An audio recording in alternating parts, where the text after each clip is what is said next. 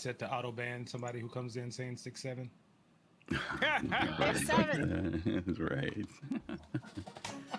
Here we go. We gather in the cosmos bright. Stars and ships take flight tonight. In the void where dreams do play. Soul citizens lead the way.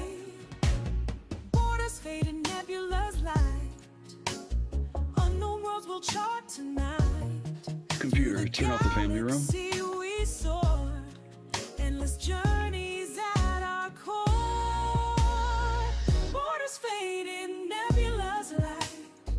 Unknown worlds will chart tonight. Through the galaxy we soar. Endless journeys at our core. Starry roads in endless skies. Soul citizens we rise. Charting courses never lost. Together the verses crossed. Squadrons call on the horizon. Battles fought, our hearts aren't frightened. In our ships we face the dawn. Soul citizens carry on. Oh, planets spin and light years fly. Boundless space where hopes reside. Brotherhood in every star. Soul citizens, here we are. Borders fade in nebula's light. Unknown worlds will chart tonight. Through the galaxy we soar. Endless journeys at our core. Starry roads in endless skies. Soul citizens we rise. Charting courses never lost. Together the verses crossed.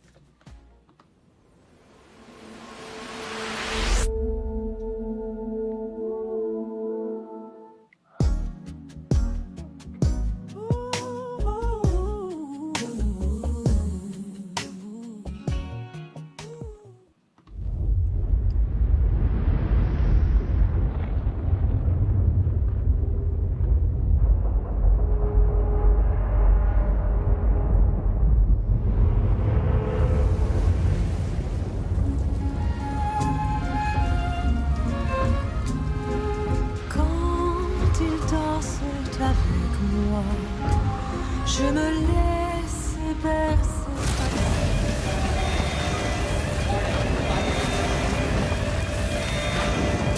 Warning, fire detected.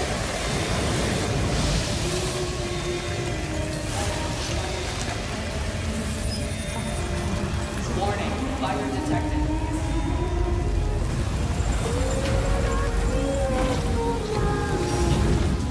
Loin des stars et loin le passé. Sans lui mon cœur n'a plus de flamme. Mes lèvres plus de baiser. Pourquoi reste-tu près de moi? Car sans lui la solitude est là. Peut-être un jour il se souviendra.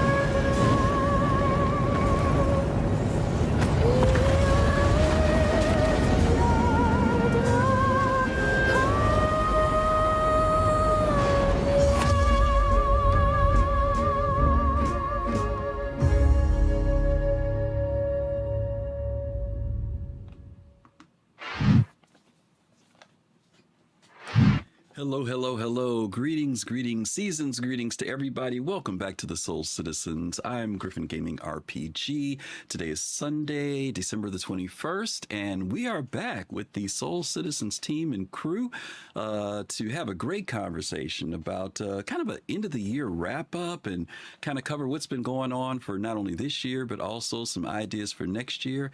And I am surrounded by some awesome Star Citizen, or should I say Soul Citizen team members, and I'm going to very quickly go around the group because there's a whole bunch of us here today. So very first person up there is Captain Jones. How are you, my friend? Doing well. Welcome, Soul Friends. How's everybody doing? You are you're wearing the Soul Citizen swag on your head, but I see you're sitting directly across from SeriousFun, Mr. RSI. I don't know if that was planned that you have on your your RSI jacket today or what? But I know you always dress up for the occasion, so he's He smiling. is well dressed, well groomed. He looks the best.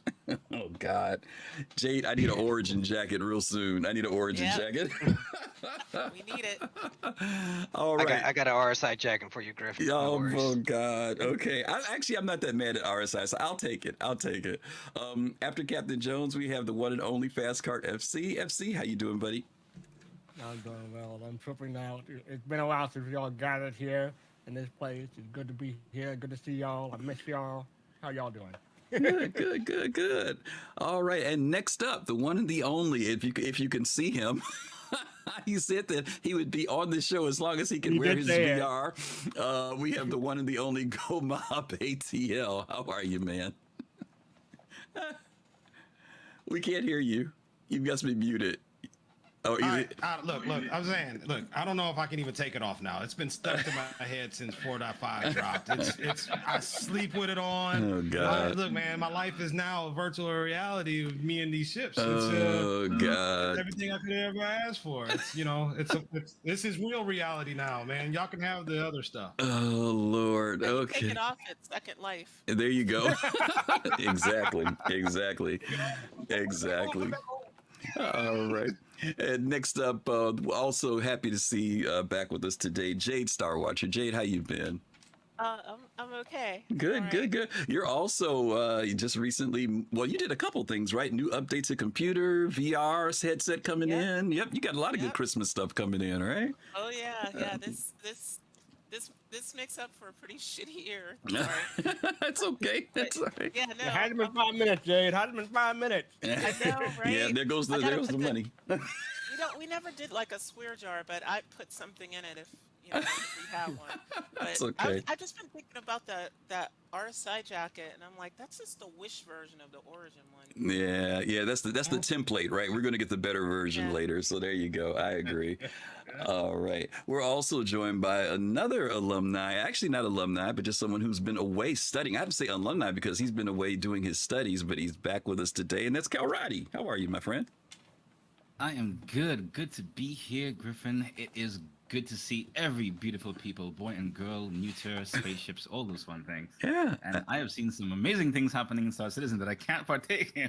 But happy to talk about it tonight. Absolutely. And last but not least, our other co-producer, SeriousFun. How are you, buddy?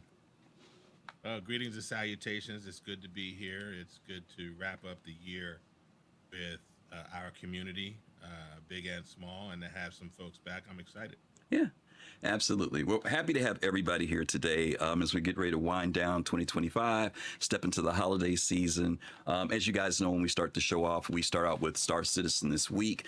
There was a lot of stuff going on today, but we have a lot of stuff to cover for the holiday wishes. So I'm just going to take some of the highlights of some of the things that have happened. One of those things was the engineering gameplay guide came out this week. And I know that a lot of folks saw the original post that was done on Spectrum, but this was the post that kind of came out, and there's a whole page with both visual and narrative there describing engineering gameplay. So I'm going to read this a little bit here, and then we're going to talk about it a little bit. A key pillar of Star Citizen's vehicle gameplay loop is engineering. It turns the moment-to-moment management of ships and vehicles into a focused effort to keep them operating at peak performance. It becomes especially important on larger vehicles with interiors where full efficiency depends on multiple crew members working together to manage all essential systems. Engineering sits at the heart of managing a ship's systems and resources in real time, while responding to critical failures across items and components, all with the goals of keeping the vehicle alive as long as possible. It is a constant balancing act for any crew, relying on engineers to make vital decisions that preserve the full capacities of their ship, protect lives, and keep them operating at their best out in the burst. Below is a starter guide to the developing engineering gameplay, covering the fundamentals and introducing the key elements you will use along the way, helping you get ready to tackle any issue that may arise while navigating. If you're looking for support as you begin your journey into engineering, visit this guide system to connect with an experienced player ready to help. Anybody want to jump in and talk about maybe did you get a chance to look at the guide? What your engineering experience has been like? Well, I know we did a show on engineering a couple weeks ago, but just kind of quick survey over it. Anybody want to jump in? Feel free. Yeah, I mean, the guide is going to be a great place for people to start. I think it's you know, this game has always been one of those things you kind of dive in feet first, and you got to figure out the way you go. So I think it was a good primer for a lot of that stuff. But really, with engineering, you just got to experience it. Yeah, that seems to be what a lot of people are saying, is that it's a great place to give you the concept of how it's supposed to work, but it's not until you get in. And because every ship is different, every team is different, there's going to be a little bit of tweaking, right? Anybody else have anything about it? Yeah, the other thing I'd say really quickly is that it's also an opportunity for a shift in culture, right? You know, people have fleets, they jump from ship to ship, they have a lot of ships. This is an opportunity to go deep with a ship, right? And to really get to know your ship in a variety of circumstances and situations, and to develop a relative mastery of a ship, right? And that's going to take time, right? So it is a North Star, the Polaris, if you will, to use RSI reference, of where CIG is going with what Star Citizen is going to be. So I'm excited. Yeah. Has any of you all had any thoughts about, there's been some people who feel that engineering is eliminating the solo game player, that it's going to make the game extremely difficult for them, or maybe some of them got blindsided by it. Anybody have heard anything or talked to anybody about their feelings about how engineering is impacting them? I remember that one guy at the Virtual Bar Citizen that wanted to solo a javelin, and I think it might impact him. But like, I don't see it. No, I know that's kind of sarcastic, but like, I just don't see it really impacting a solo player that's in an appropriate ship, right? Yeah, and that could be considered subjective, though. What you say? Oh, it's too early to start your rant. Okay, yeah. Well, don't start your rant this early. I'm not going to my rants this yet, Jade. She got it. Okay. Yeah, there was actually a post that someone posted the other day that somebody sent me. I want to say it was Red Bear. And the title of the post, I'm going to see if I can find it very quickly, because I was actually surprised to see the title of this post. Oh, here it is. The title of the post was, and there were like 300 people that responded to this, which was really interesting to see. Hang on, bear with me here.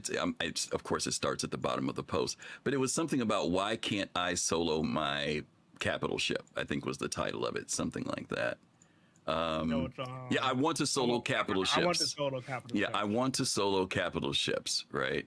And so it was interesting to see that there were a lot of people who, this thing was voted up like 266 times in the spectrum, which was really interesting.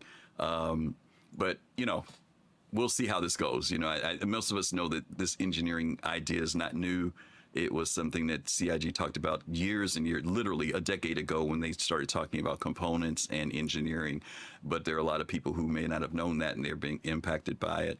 And to that point, when we opened up the show today, we opened up with the video for update 4.5. Have you guys had a chance? I know some of you guys have been in PTU, but now that it's live, what are your feelings about it right now? The dawn of engineering. Cool trailer as usual. CIG's marketing is always slick and on point. But any thoughts you guys have about it?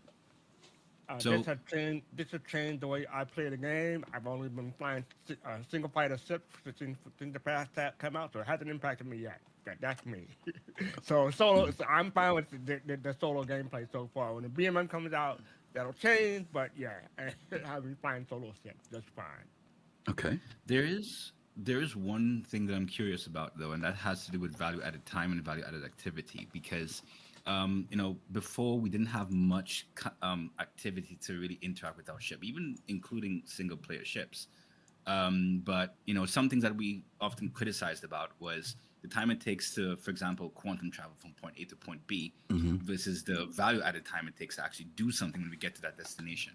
So now we're introduced to something where we're required to invest more time in, and over the next year, or even the course of engineering updates, what I'm curious about is the amount of players, or even if it's one player, that's required to do a certain set of activities within even a multi-crew ship, or even gold standard ships that require you to replace components and such, and how players are going to see that in terms of value added activity, and whether or not it's going to be enough, or it's going to be too frustrating, or if it's going to be seen as non-value added activity, as opposed, in combination with having to travel and do other things that some players may not necessarily like doing. So in my opinion, based on what I've seen, it's a bit of a mixed bag, because once again, like how the team would have talked about the whole thing with regards to the shift in culture, right? It'll be really interesting to see how we actually see that value-added activity with respect to engineering and keeping our ships alive. Yeah.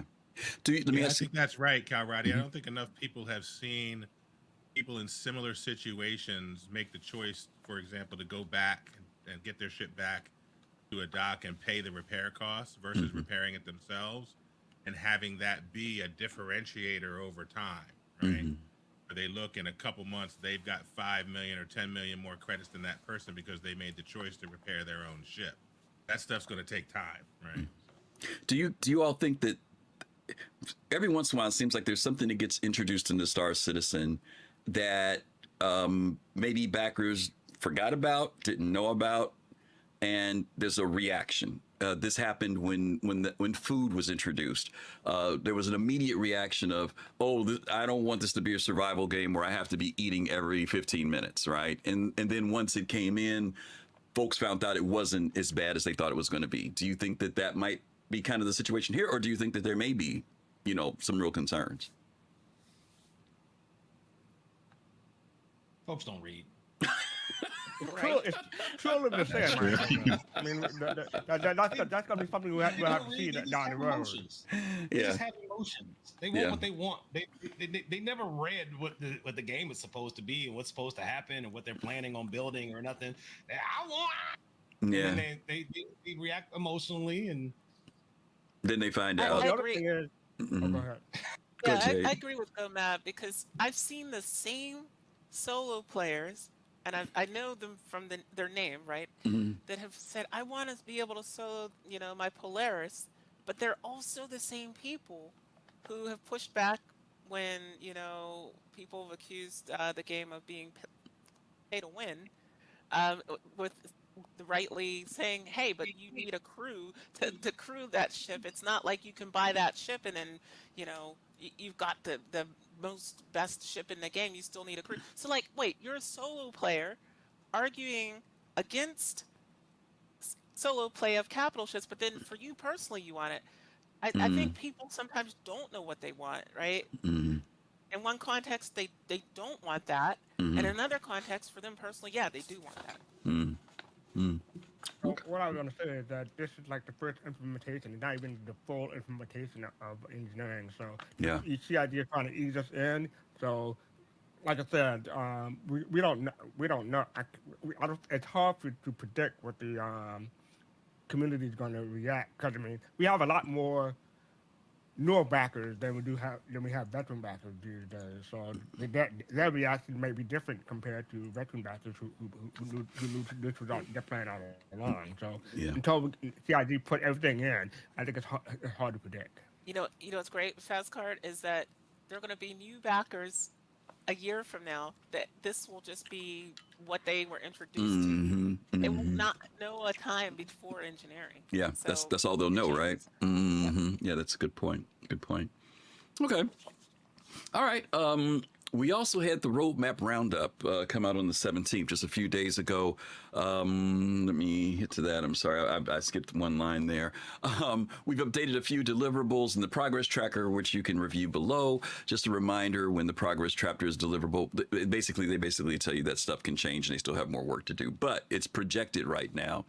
3 areas that I know two areas in particular we've been looking forward to. One of them being crafting, coming out within the first quarter of 2026, end of March. Inventory, which looks like it would be the next patch that we'd be going to. I don't know if that's going to be a 4.51 or a 4.6. And then engineering will continue with another major patch coming out sometime in the first quarter up to March of 2026. Let's see, I'm going to pick somebody off the top of the head. Kalrati, which one of those are you most interested in of the 3? Definitely crafting. Definitely crafting. Okay. Okay. Serious. Yeah, I think crafting and engineering are tied for me because I think crafting is we won't see what that really means until base building is also in terms of like the fullness of the feature. Mm-hmm. But engineering, I think there's pieces that they've talked about like tuning, and we'll see where they go with subcomponents and other things that I'm looking forward to as well. Oh, you're going to start bringing up the stuff that folks don't even really think about very much. Okay. Captain Jones, which one are you most interested in of the three? I would say it'd be crafting. You know, obviously engineering's interesting, but engineering is here. We got, you know, tier 0 iteration out.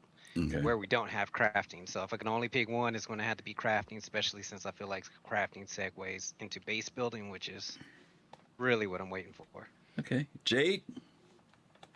Yeah, I'm gonna go with crafting. Wow. Mainly because like I'm not sure what are they like. I'm just looking now. What are they talking about as far as inventory?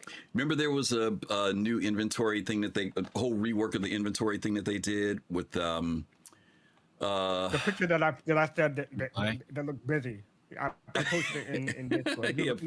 Yeah, it was. They did a whole show on the whole rework of inventory, and this is everything from the new what do you call it? Not mannequin. What's the word they use for when you're looking at your person? There's a word they use for that.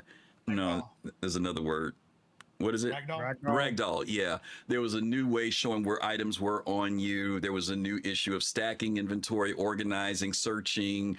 There was a ton of stuff that they were doing a full rework on for inventory. Suit. Oh yeah, paper doll. Thank you, prisoner. Yeah, paper doll. We said rag doll. Yeah, that's when you die. So yeah, there was a whole rework of the inventory. I guess it was be inventory because remember when the whole inventory thing got changed with people not being able to take things out of their backpack and steal. All of that was supposed to be the next level of where they were going with inventory management. Okay. Mm-hmm. But I hear crafting. Right, I hear you. Everybody. That would be my second. Your second guess. Okay. Yeah. All right. Fastcart. Which one are you looking forward to? Crafting, but I think it's interesting how inventory coming in January and the other two are coming in March. So we'll see how that holds out. But yeah, crafting for me. Yeah. Well, the inventory thing they showed us that almost at CitizenCon last year, and so it's been a year since we've saw it, and it was in a pretty decent state then. They said they had a little bit more work to do on it. So actually I was hoping the inventory was going to come out by the end of this year. I really was. But if it's January, you know, at the rate patches have been coming out every 4 to 8 weeks or 4 to 6 weeks. I'm willing to wait till January for it. Okay. I also find it interesting that they're going to put out a patch in January because typically they skip January because that's like their planning month. So yeah, we'll see. We did talk a little bit about wondering what the cadence would be for 2026, whether or not they would maintain, go back to quarterly as they were, you know, in 2024 and before, or whether they would continue something that I'm not saying they have to drop 10 patches again next year, but will they do something similar to that in 2026? Because their goal of still working on performance and stability is still there. It's still a factor. And so the question is, are they going to continue this type of cadence where they'll just put things out as they're ready to go versus the quarterly patch? But again, we'll have to see. But you're right, Fastcart. Normally there's nothing in January. They don't even get back into the offices and back to full swing until the latter part of the month. So evidently. I was going to say, who knows, maybe, I mean, just speculation, but who knows, Squadron may shift certain things in terms of their scheduling and delivery. Yeah. And their emphasis of being able to work on stuff more. I mean, the assumption is that as they're getting closer to closing out Squadron, that means there's more resources available to work on the persistent universe. So maybe that might be, like, to your point, Kalrati, that might be another factor too. Okay. Here's one. Did we hear from Ready Player Soul or Gomab? Oh, do you have something? I'm sorry, Gomab, you got something on it? Yeah, man, you guys are all wrong. Okay, I'm just gonna say that everybody's wrong. I'm the only one that's right. Because inventory, none of that other stuff matters if your inventory is trash like it is right now. If they don't get that right, crafting is going to be trash, and engineering is going to be even trashier. I was going to say that. I was going to say that. I was going to say, yeah, we've been barking about inventory. Yeah, tell me you ain't got 5 pages of Horizon helmets without calling me. Okay? Oh my I have God. 2 pages. Got 2 pages. Hey, I got 2 words, man. Search bar, dude. Give me an inventory. Yeah. I was about to Listen. to Jade Square. No, you got 2. You got to have 2 things: search bar and sort button. Those 2 both need to be in coordination with each other, right? Working. And Zombie Pig in the chat also said something about student lockers. Oh yes, student lockers. Yes, tie into yes. this new inventory system. Yeah. I want to turn my hanger into the bat cave. So let's go. I want mannequins for my shop. Yes. In my hanger. Yes. Yeah. Yes. Absolutely. Absolutely. Okay. We had the Star Citizen 2025 player survey. For those of you who, I know there's some people who may not have seen the survey, but there was a survey. They did this last year, and there was some, when they first did it, there was kind of like a, what is this? And is it going to mean anything? But CIG responded to that survey from last year and got a lot of feedback from the community. And so once again, they put this survey out. It says, thank you for taking time to participate in this year's community survey. Your feedback helps us understand who is playing the game, how you feel about the current state of the persistent universe, and what you look forward to as the development continues. This survey is voluntary. You are welcome to skip any question, and you do not need to answer questions about gameplay features you have not personally experienced. The survey will remain open until January the 15th, with rewards distributed shortly afterward. Thank you again for contributing your perspective. And as always, we encourage our viewers to speak their voice. Let CIG know in the best way possible your feelings about things that you experience in the game. And this goes beyond just submitting tickets, right, or posting on the survey, but this is they really want to hear from you. So we really want to encourage you guys to make some time over the holiday to fill that out and get it in before January 15th. Go ahead, fastcart. Yeah, I just want to say this survey is no joke. I know I did it previously. I know I did it last year or the year before. I know I've done them, but doing it this time, I'm like, man, this made me think. Yeah. So yeah, I'm glad to say that something over the question is voluntary. I didn't know. I didn't realize that going in. Maybe it might have helped out, but less pressure on me. But yeah, this is a good survey. Yeah, yeah. I love how anybody that's played for more than a year is a veteran. I noticed that. Yeah, that's kind of a skin in a thin time. Mm-hmm. Yeah, I did the survey. It's extensive. I think the most important question for me was at the end, where they're like, anything else you want us to know, because I spent a lot of time on that one. And I said, what I wanted them to know was that there were people out here that wanted them to hold fast to their vision. We talked a little bit about, and Fastcart said there's more new players than there are older players, and with new players comes folks who are coming from the current gaming environment, which I like to describe as an environment where people want the game to be over already, right? And my hope is that as that new mix comes in, it's not bringing, and they're not expecting. They're coming because they know that this is something different, not because they want this different thing to become like everything else. Yeah. Right? And that when they see that voice, that they put it in proper context and continue to hold fast to their vision. Yeah. Okay. All right. And now, I will say, it is a survey about your opinion, but there is a right answer for when they ask you what we should have as mission rewards, and that right answer is Class A ship components. So when you get to that question, I put in ship component. I put in ship component. I didn't say Class A, but I put in ship component. Class A, because you can buy the lower ones, but you know what I'm saying, we need to have a way to get that FR86. Right now, there's no way to get it unless you get a Taurus for Wicklow. And to SeriousFun point, and in the last question, that would you like the developers to know? I think the developers to put in the hard work and to make the game as good as it is. Because I mean, without the game, we wouldn't be here. So I said thank you to them. Okay. All right. Last but not least, sneak this in as always we do, the sneak peek for this week. And the sneak peek was entitled Message Received. Speculation time, theory crafting. Anybody got any ideas? What do you think? You look at the metadata, and then it says, and then promptly ignored. I'm kidding.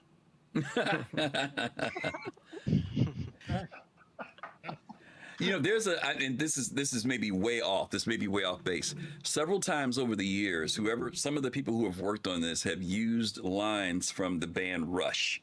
They've used them, and I figured out what they were based on that. There is a song that Rush has that says, message transmitted, message received. Now, mind you, message received is used in a lot of things, but I know that there's somebody at CIG who loves Rush and uses their lyrics in some of these pictures.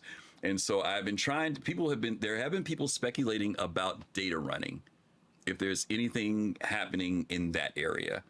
Any possibilities, but the design of that ship, anybody got any ideas or thoughts?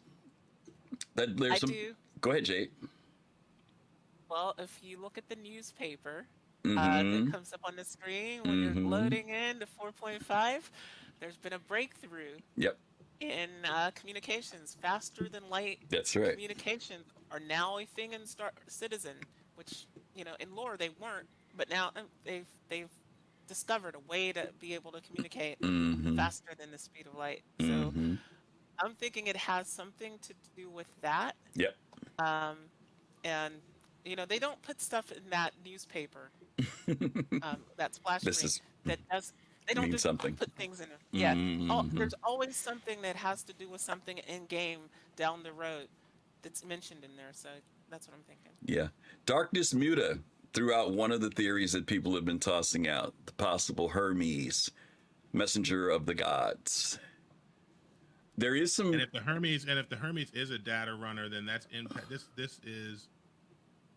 And CIG is holding fast to the idea that they're not going to bring a ship in without its gameplay.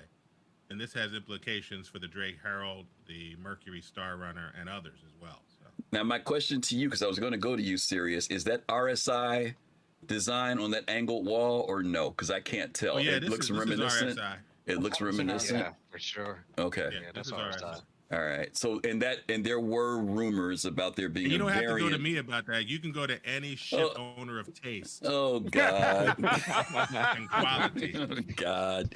They would know that. All right. Well, there was rumors about this possible variant coming off of the Apollo, and that's the reason why I'm asking. You know, if there's some spin off of Hermes that. is supposed to be the brother of the Apollo. So. Yes. Okay. All right. Well, we'll see. We'll see. And then usually one of the things that's been interesting is that sometimes when we used to get these pictures, it would be months before we would find out what they were. But these have been kind of turning over pretty quick. So maybe in our January patch or somewhere in the first quarter, we'll be able to find out. But that looks like it's pretty far along. It's not a gray box. That looks like something that's toward polishing state. So we'll see what happens there. Okay. It could just be that angle. The rest of it is all gray box. You never know. No, I'm kidding. Yeah. Okay, very cool, very cool. All right, let's go ahead and make the leap. I think we're going to make the leap to start talking about our holiday wishes. There's a lot going on that we want to share with you guys about. And so we're going to kind of, whenever we do this show, we break it down into 3 main sections, and then we do 2 other smaller sections afterward. And we do what we call wishes from the present, wishes from the past, wishes from the present, wishes from the future. And then we'll do 2 smaller segments called wishes for the community and then wishes for CIG. And for those of you who are here, you guys know that we announced last week that we're going to be doing some giveaways. And again, we want to keep our promise to you that we wanted to make sure that this kind of giveaway was very special this year. But we're also going to be making an appeal to you to give some consideration for something for a donation to help one of our community members. And we'll give you details on that when we get to the commercial part of the show. But for now, let's go ahead and jump in and start talking about our holiday wishes from the past. So I'm going to start off, work my way through, start off alphabetically. I'm going to go to Captain Jones here. Captain Jones, and mind you guys, I know it's been a year. So if you don't remember anything specific to the particular patch, do not strain your brain, because we've taken a lot of stuff in this year. But I try to put a visual up on the screen to kind of help you kind of spark your memory a little bit. So Captain Jones, we're going all the way back to the beginning of the year, dealing with 4.0, a lot of anticipation about Pyro. I'm going to let you start out there. If there was anything from that period you would say you wish about, maybe could have been better or was good, you can share whatever you want to about that period of time, but just anything from 4.0 that stuck out to you, this is your time. Jump in. Absolutely. So when we're talking about 4.0, obviously we got Pyro. So no good, better, best. We've got Pyro. We've got a whole new system. So that scratches off that wish. But if I had to point out something that I wish was better when it comes to Pyro, that the travel and size of the system was more impactful. I do feel like Pyro is just another stand when it comes to getting around. There's places to refuel. There's stations everywhere. When they first outlined what Pyro was going to look like, they talked a lot about the gangs in Pyro and the faction battles and how faction would have impact. So I imagined if I'm going to somewhere controlled by CFP versus hid hunters, then maybe I can't go there. Maybe I can't land. Maybe I can't refuel. Maybe I got to really put thought into my travel process when I'm trying to get from one part of the system to the other. So being that's past, I want to slide that into the present. Obviously, it's present here. So I hope in the future that Pyro has impact when it comes to the factions. We had that event where you aligned with a certain faction. I would like to see that have some impact in the future. Gotcha. Okay. fastcart 4.0. I would have to fast forward to a different one. I don't have anything for 4.0. Nothing about the introduction of Pyro. Just the introduction of Pyro. Nothing about that. I voted it like the plague for about a month before I jumped in. Okay. And then okay. I was and you know I have PTSD from Eve. We talk about it often enough. So. Okay, that's fair. That's fair. So I was okay after my first jump. Okay. So, yeah. No problem. Go Mob. I mean, like, all I remember from going to the Pyro is that what do they call it? That Armstrong moment of going through that jump tunnel for the first time. And look, there were issues with the new system, and the server meshing and all that stuff that we had. But I mean, the fact that we were able to leave Stanton, where we've been for a decade, go somewhere else. It wasn't what they initially laid it out to be, but I think this year more than ever, I think we're starting to understand that, hey, as this game and the story and the project matures, things are going to have to, they have really lofty goals and ideas. They're going to have to kind of get constrained into gameplay boxes that can fit into something that they can actually deliver before we all have, great grandchildren. So it was I'm here for it, man. I think. Let me ask you a question. Did you do testing when we were in LA? Did you play Pyro then when it hit the? Yeah. You did, because I didn't get a chance to. You did? Okay. All right. I did. I mean, okay. and again,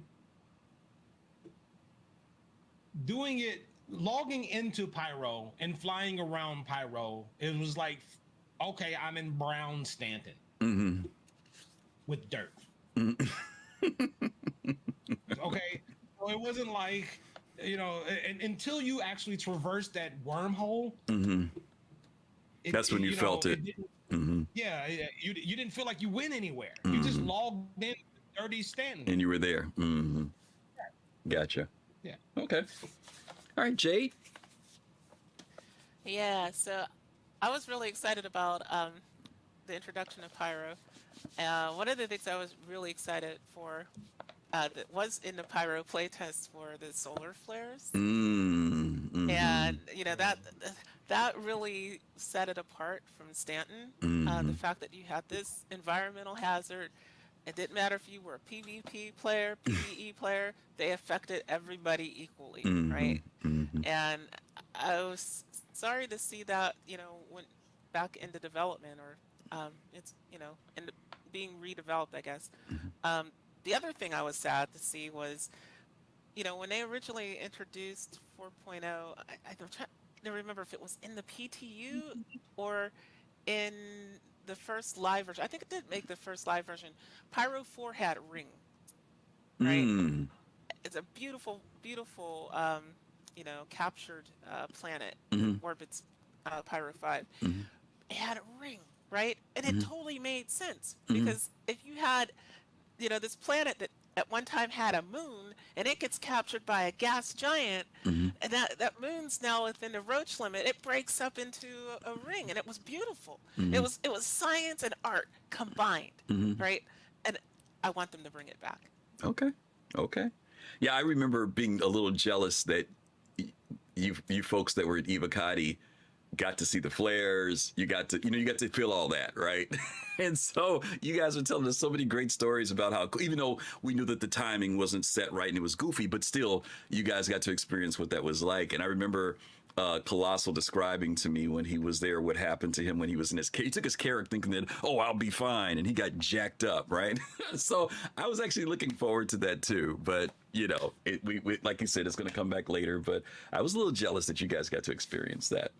Kalrati, 4.0 introduction to Pyro.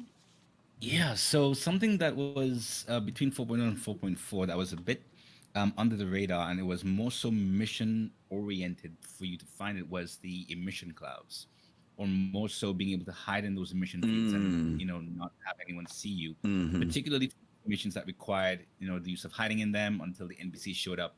And it kind of took me back to the whole Microsoft Freelancer thing, where you go into the emission clouds and it'll be hard for you to detect persons or for persons to detect you. And I kind of wish that was expanded upon more, so that it can be also player oriented as well. So in case you go into Nyx or any other star system that we currently have, that can kind of add to some more non-mission oriented experiences. So that's something that was a little subtle, but it was I was happy to see it, and happy to see that it was actually functioning and not entirely scripted. Okay, all right. Serious? 4.0, I was pleased with the release of the Quasi Grazer. I wish that we could have milked Quasi Grazer. I want some milking gameplay. Milk the eggs. You want that Luke Skywalker moment when he's drinking blue milk? Is that what you wanted? I want to be able to craft blue milk. Yes. I am also one of those folks who continues to miss the jump gates. And I would have loved to see these circular stations that we have just turn it and make it a jump gate. No, come on, Jade. No. Here you go. No. No, because they're not jump. They're jump points. Yeah, they're wormholes. You spot it yourself. Go map the wormholes. I had fights with a buddy of mine about that, because I told them that was all proof of concept for the jump, that there wasn't going to be any jump gates, and he was, they didn't put the jump gates. I said, dude, it was going to be wormholes. It's not going to be a jump gate, and he fought me tooth and nail over that. I don't want the mechanical gates. I like the natural phenomenon. My wish list. It is your wish list. Okay, it's your wish list. It's your wish list. I'm gonna throw my piece of coal in that sock. That's what I'm doing. I'm throwing that coal in there. You're the coal. It's hard and cold. You got those light parentheses that show jump gate. Okay, those light parentheses when your jump gate jump drive is I'll on. take that. I get a little gate action when I go through that. That's right. Just line up through that. I avoid those. I come in at an angle every time. I don't there's ever no reason to go through them. Yeah. But no, the other thing that you touched on was, and I hope they bring back, is the stellar emission and the challenge of that, and to figure out the dosage of that, the way they figure out the dosage of food and water, so that it becomes an interesting feature, and to other people's point, makes Pyro really different and distinguished from other things. Those are the things that make 4.0. Okay, cool. All right, 4.1. Serious, I'm going to come back to you this time on this one. I don't remember what 4.1 was. Does anybody remember what that one was? We started to get Valacar. We got Juvenile Valacar there. Okay. We got the Anvil Asgard. Is that 4.1? Is that when we got the Hathor site? Is that when that came in? Okay. All right. So that gives them some idea. Okay. Any thoughts around that time? Oh, and also we got the item recovery tier 0. Okay. Yeah. Okay. I mean, those that were interesting features for me. What I really liked about 4.1 were the Volt weapons. I really enjoyed the Parallax in particular. Were the Volt weapons OP, or were they just different for you? And I'm asking. I'm not leaning in either direction. I'm just asking because they were very popular. Yeah, I mean, I experienced them as, I think they were just different at first, and so they felt advantageous. There may have been some tweaks that CIG did, but you started to also experience the deficits of those weapons the more you use them, right? So they ended up being balanced in my mind. Yeah, I'm sure that there are other folks who have, specialized sensibilities around them, but I just really enjoyed the dual nature of them in terms of the blast and then the beam. I thought that was a lot of fun for 4.1 for me. Okay. Jade? Well, I don't have anything here because this is around the time that my computer died. This is when you were traveling and stuff and you're gone. Okay. Yeah, exactly. My computer died, and then I started traveling. So I got you. That's I'm fine. Back now, so, you let us know when we get to each one. You let me know when you're ready to jump in. Okay, make it easy for you. Go Mob. 4-1, man. That was a line in mind, man, and that was that was really cool. That was really fun, right? I think as far as I can recall, that was the most the deepest type of mission that they had put into the game so far, and we have since learned that that's when they wanted us to initially see the Apex Valakar, right? Not in Stormbreaker. They wanted to bring the big worm during A Line in Mine, so it made sense, right? The big mining laser comes down, hits the ground, and a big angry snake jumps out of the ground saying, "Hey, why y'all here? I'm gonna kill you now." So, and then you kill him, and then there's a whole bunch of stuff under there. Now, I think that was a huge shift in the game. I really helped out orgs and gave them something to coordinate and do as a org level activity other than trying to kind of ad hoc pull things together. So I think it was a huge step forward. There were also some other backline things that were done on the tech that I think really helped push forward the year of stability that people don't really understand or see because it's not flashy. They didn't get any new money or new gear from, but it didn't move the stability of the project forward considerably. Okay. FC, I don't know if you did do any of the stuff with the A Line in Mind period. Were you in it all during that time, even though it was in Stanton? All I did was I created Idris. It was big, and it was too big a ship for me. But I had fun being in the turret. So I did participate a little bit, just as a crew member on the Idris. So yeah, that was, and I got to see the big gun, and I got jealous. But yeah, it's still too much ship for me. Okay, all right. Captain Jones. Easily a line of mine for me. Okay. People talked about playing for a decade, and what have we done for the past decade? Tried to find things to do. Created our own events, created our own missions, repeated rinse the same things. Line of Mine gave orgs opportunity to not only have something challenging, puzzles had to figure out. You had to do the event in sequence. It had PvE, it had PvP, it had things for fighters to do, it had things for miners to do, it had things for fighter ships to do, it had things for cruise ships to do. Yeah. So, quite often you'll hear people say, "Hey, we're in Star Citizen, we got nothing to do." Well, hey, you had something to do. Not only did you have something to do, they had a reward in the end when it came to, the harvestables that tied itself to other aspects of the game, tied itself to Keela rewards. You can only get those minables there. Right. So, we've gotten many other missions since then, and I think that was kind of the tip of the spear. They started to show us that they could bid out some compelling mission gameplay, and for that patch, it's a line of mine all day, every day for me. Yeah. I want to touch on two things that two people in chat said. One of them was Kimmy65 said, this is one of the closest things to having theaters of war in the game. And then the prisoner also says that Siege of War was also theaters of war.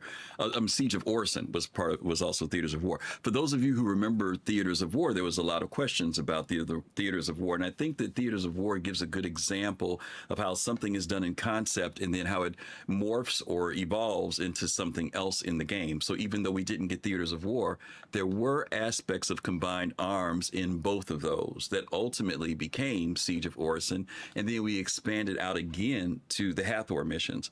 One of the things I liked about Hathor that was also introduced, I think Gomab, you kind of alluded to this, was it Kalrati? It introduced activities, these things that stay in the game. These are beyond those missions that kind of come and go. But CIG said that these are things that will always be there and that you can always go do. The other thing that it did, to Gomab's point, was it did definitely inspire orgs to get together and work together. But it also just brought about better group play, even if you weren't an org. But it also allowed the solo player. If you didn't want to do a line in mind, you could still go there and raise havoc. You could go there and loot. You could do whatever you wanted to do, and you weren't forced to have to process through that mission. And this became the first step of being able to visit a location where maybe there was a lot of chaos and activity going on around you, but if you didn't want to participate, you could still go there and do something. So I think that this introduction of activities starts to spring from that as well. And now we have other areas like ASD and other things that we can deal with. Admiral, I'm like you. I have done the ground area of Hathor. I've been up to the station at Hathor. I have yet to do the mission. I have yet to do the laser and all. I haven't done like the step 1, step 2, step 3. That's because I had fun doing those other things, but I do want to do them. I just haven't done it yet. And I'm one day I will. I'll get in there and do the whole thing with some folks. So anybody want to go? Part of the reason people were doing it also all the way to the end was there was some stuff that you needed to take to a guy we haven't mentioned yet, but who came in 4.1, who is Wicklow. Absolutely. All right, let's move on. Did Kalrati have a chance to talk? We started out that way. I started out on SeriousFun and worked my way back the other way. So, all right, so let's go. I didn't skip him. Did I? Did I skip you, Kalrati? Yeah. Oh, I am so sorry. I am so sorry. I am so sorry. Like I'm crazy. Well, you are crazy, but I'm sorry. I missed that. Okay, Kalrati, my apologies, buddy. Go ahead. That's cool, bro. So someone had already mentioned Hathor because coincidentally, when they mentioned it, I was literally a pest there because I didn't go through the entire mission myself, but I did enjoy just being an absolute havoc, just wreaking havoc there. And I would say that that's definitely something that was, I would, in my opinion, pretty well introduced in terms of the inventory that they provided, in terms of loot boxes and what you could actually just get there. It was fantastic. Okay, cool. Alrighty, let's go to 4.2, Stormbreaker, Danger on the Horizon, Captain Jones. We introduced the ASD facilities, and it takes us back from Stanton. Now we're back over in Pyro, which was getting a little quiet for a little bit. So let's talk about that one. Absolutely. So, we talked about a little bit about Pyro and maybe the lack of things to do. And then once again, Sid gave us something to do and gave us the worm that people have been anticipating and wanting for years. So it was the irradiated version. So it wasn't exactly the Apex that we saw in the previous years ago, but it still was immense. It still took quite a bit of effort to take down if you didn't know how to do it. So for the first time, a lot of people dying, a lot of people falling around. Maybe didn't even figure out how to unlock the worm to start with because you had to use multiple ASD sites. There's a point. There was one site that you had to do something at one site, be able to do something at the next site, and then when you got to that site, hence the name of the event there was the storm that didn't allow you to just fly straight into the site. It was going to EMP you. So there was a lot going on, and then the reward at the end to fight the Valacar, and instead of just fighting the event like we did in the past, did have a need to do it because the eggs and the fangs, the pearls and the fangs, you needed those for kilo turn-ins again. So just like with the Hathor event, there was a commodity there that you can only get there. They followed that up with the Apex worm as well. And then if you're really paying attention, you were starting to see that there also was building a narrative in the background. So there was a story that was getting built out that fleshed its way out through multiple patches. Yeah. Good point. This became the first part of the narrative team starting to introduce some pretty solid storyline that was going to flow through the rest of 4.5, even up to where we are now. FC, did you get a chance to observe, or did you ever go do Storm? You did go do Stormbreaker, didn't you, at one point? Yeah. I'm not sure. I'm not sure when we started Soul Station, but Friday night they took me out. I died a bunch of times through radiation because I couldn't get the timing down right correctly. And yeah, those are sometimes that remind me why I don't like FPS. Yeah, but you went out there and did it. You hung out and did it. Yeah, you went out and did it. Yeah, absolutely. Go Mob. The Stormbreaker was amazing. I look the art of the Ichty drop.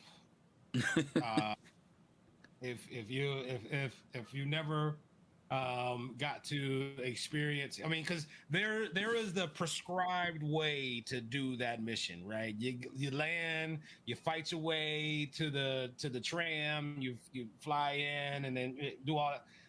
But you get the org that figured out, hey, we could have an Idris 10K up, right outside of the distortion field, load up about 15 Ichthys, the Atlas Ichthys that you got from He Who Shall Not Be Named, and drop in right on the station and be out there. I mean, it was fun, man. I think it really showed that their focus was on bringing just more content here.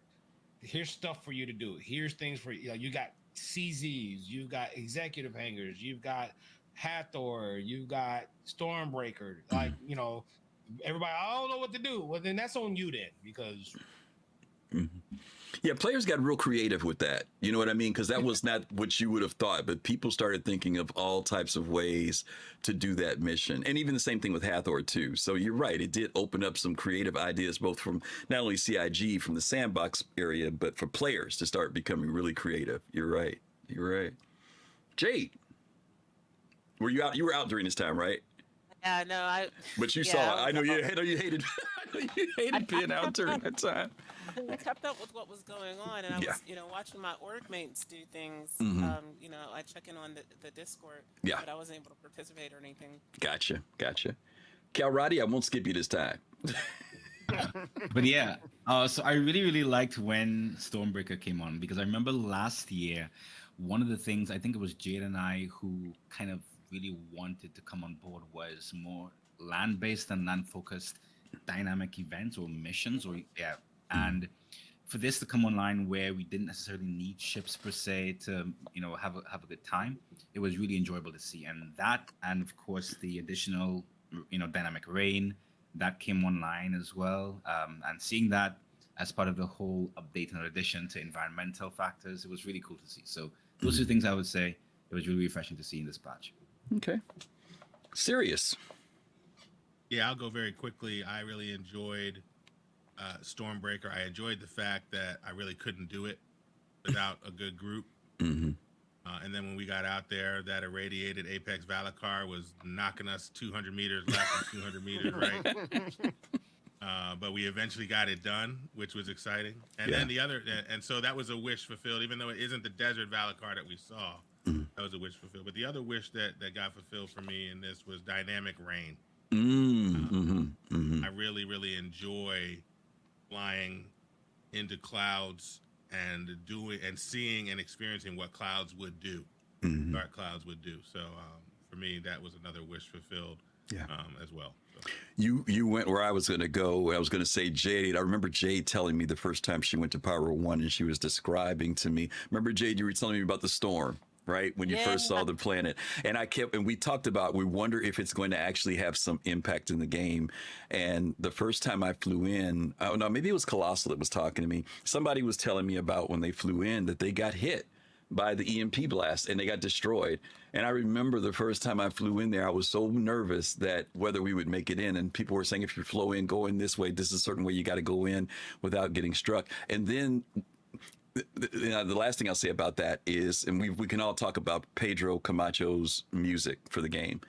The music set such a tone when you went to the ASD facility, and to exit your ship and there's the sound of the rain, it's dark, the storm, and then hear the music. It gave the most atmospheric thing like crazy, right? When you went into the facility. And then of course the facility was a new design. It was a completely different layout than what we had seen in Stanton. And so I was very excited when I went to the ASD facility for the first. I think the first time I went, we got a borked. The mission wasn't borked. We got there right when someone else was leaving, so the timer hadn't reset, so we couldn't finish the mission.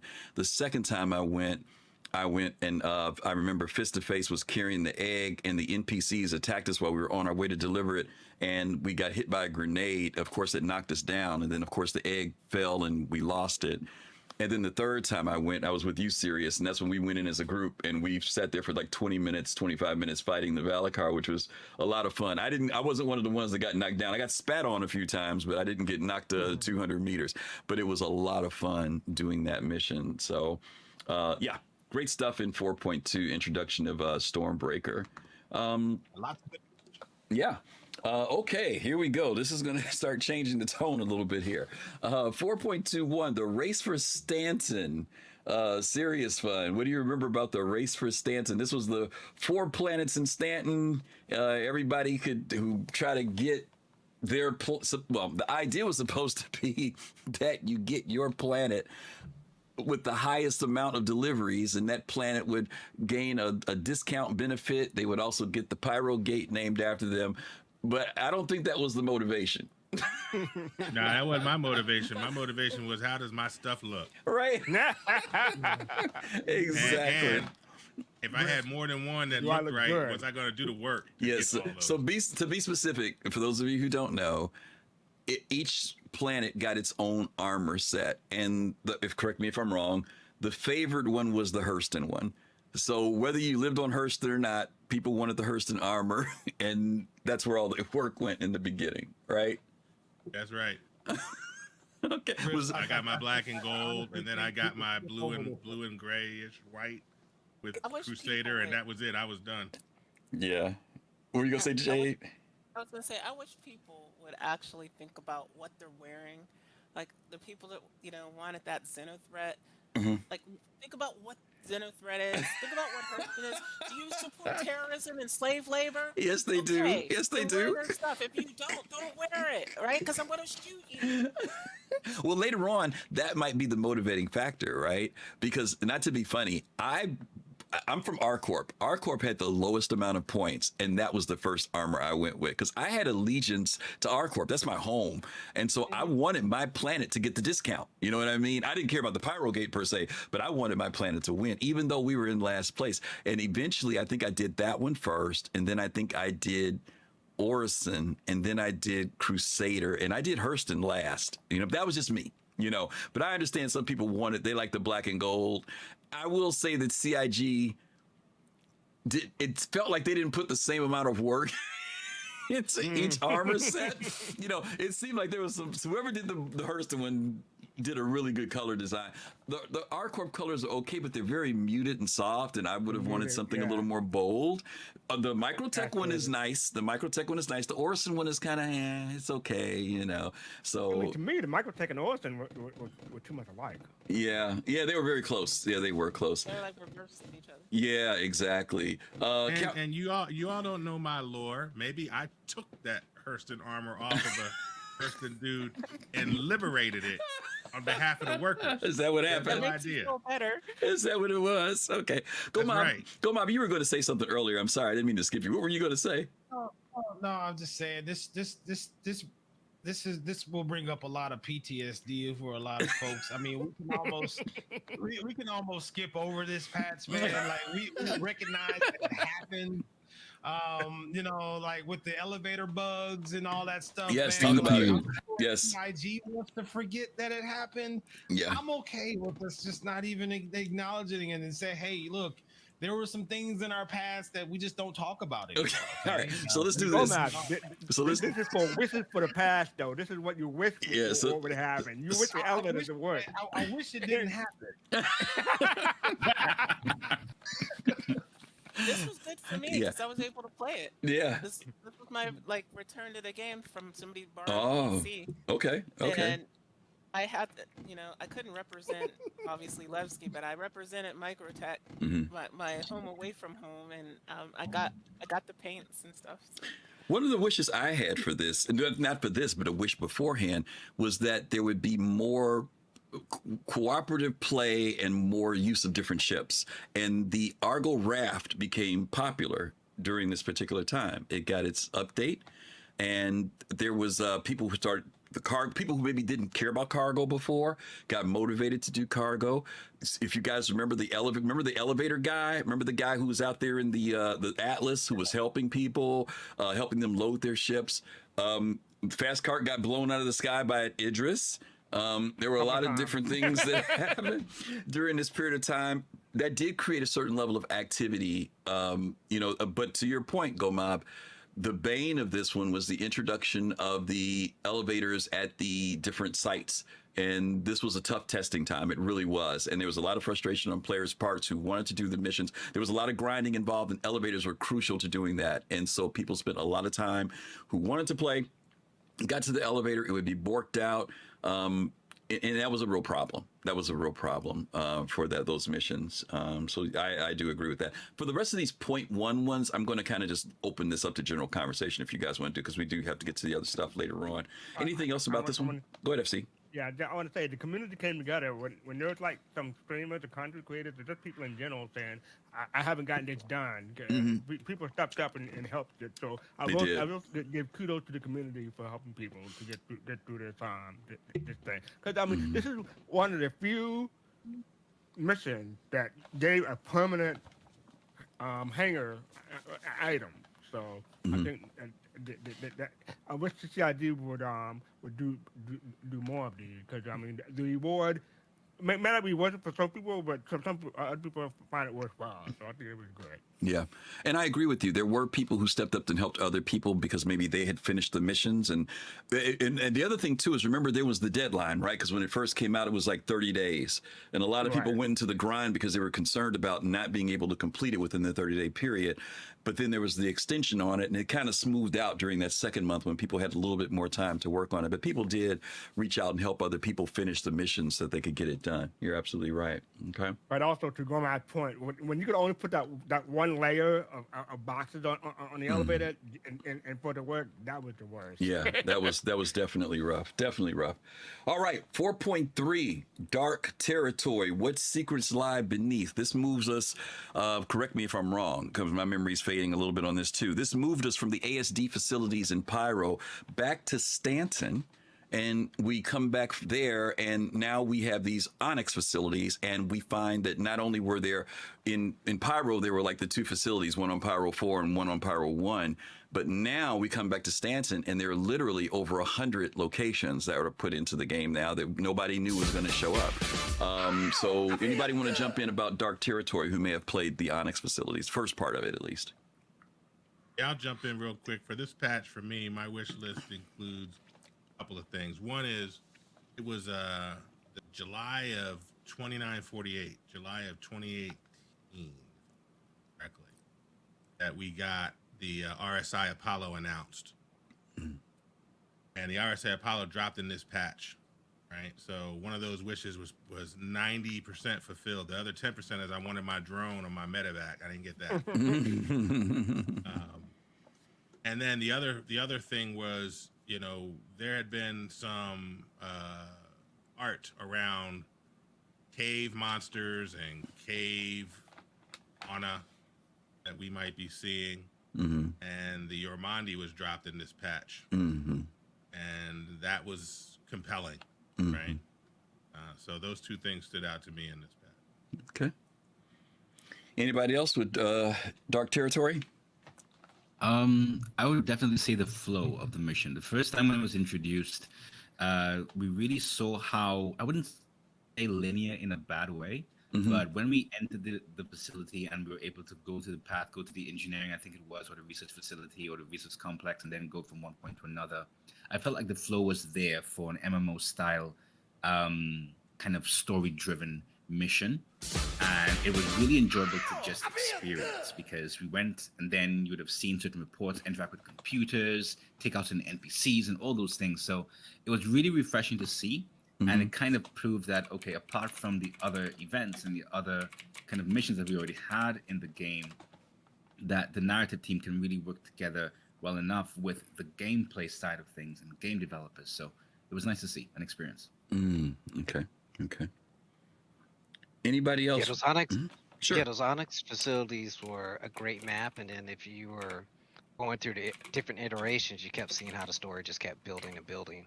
And even when we got to the cave or the Yamandi, SeriousFun mentioned, like we ran right past that spot multiple times, not even knowing that there was another potential action that we're going to be doing in the future. So chef's kiss to their story building in that particular storyline, is synced up with the things happening in ASD. There was a lot of puzzles in there.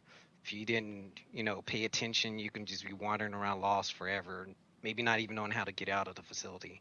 Then if we go back to the Yurmandi and you're fighting Yurmandi, that at least in my opinion was our first instance of a sneak peek of what Maelstrom's going to look like. Because when you're fighting now Yurmandi, you're hiding behind rocks and you're thinking you're safe. You're like, all right, I'm good here. Next thing you know, them rocks are gone. You're getting blasted. So Yep.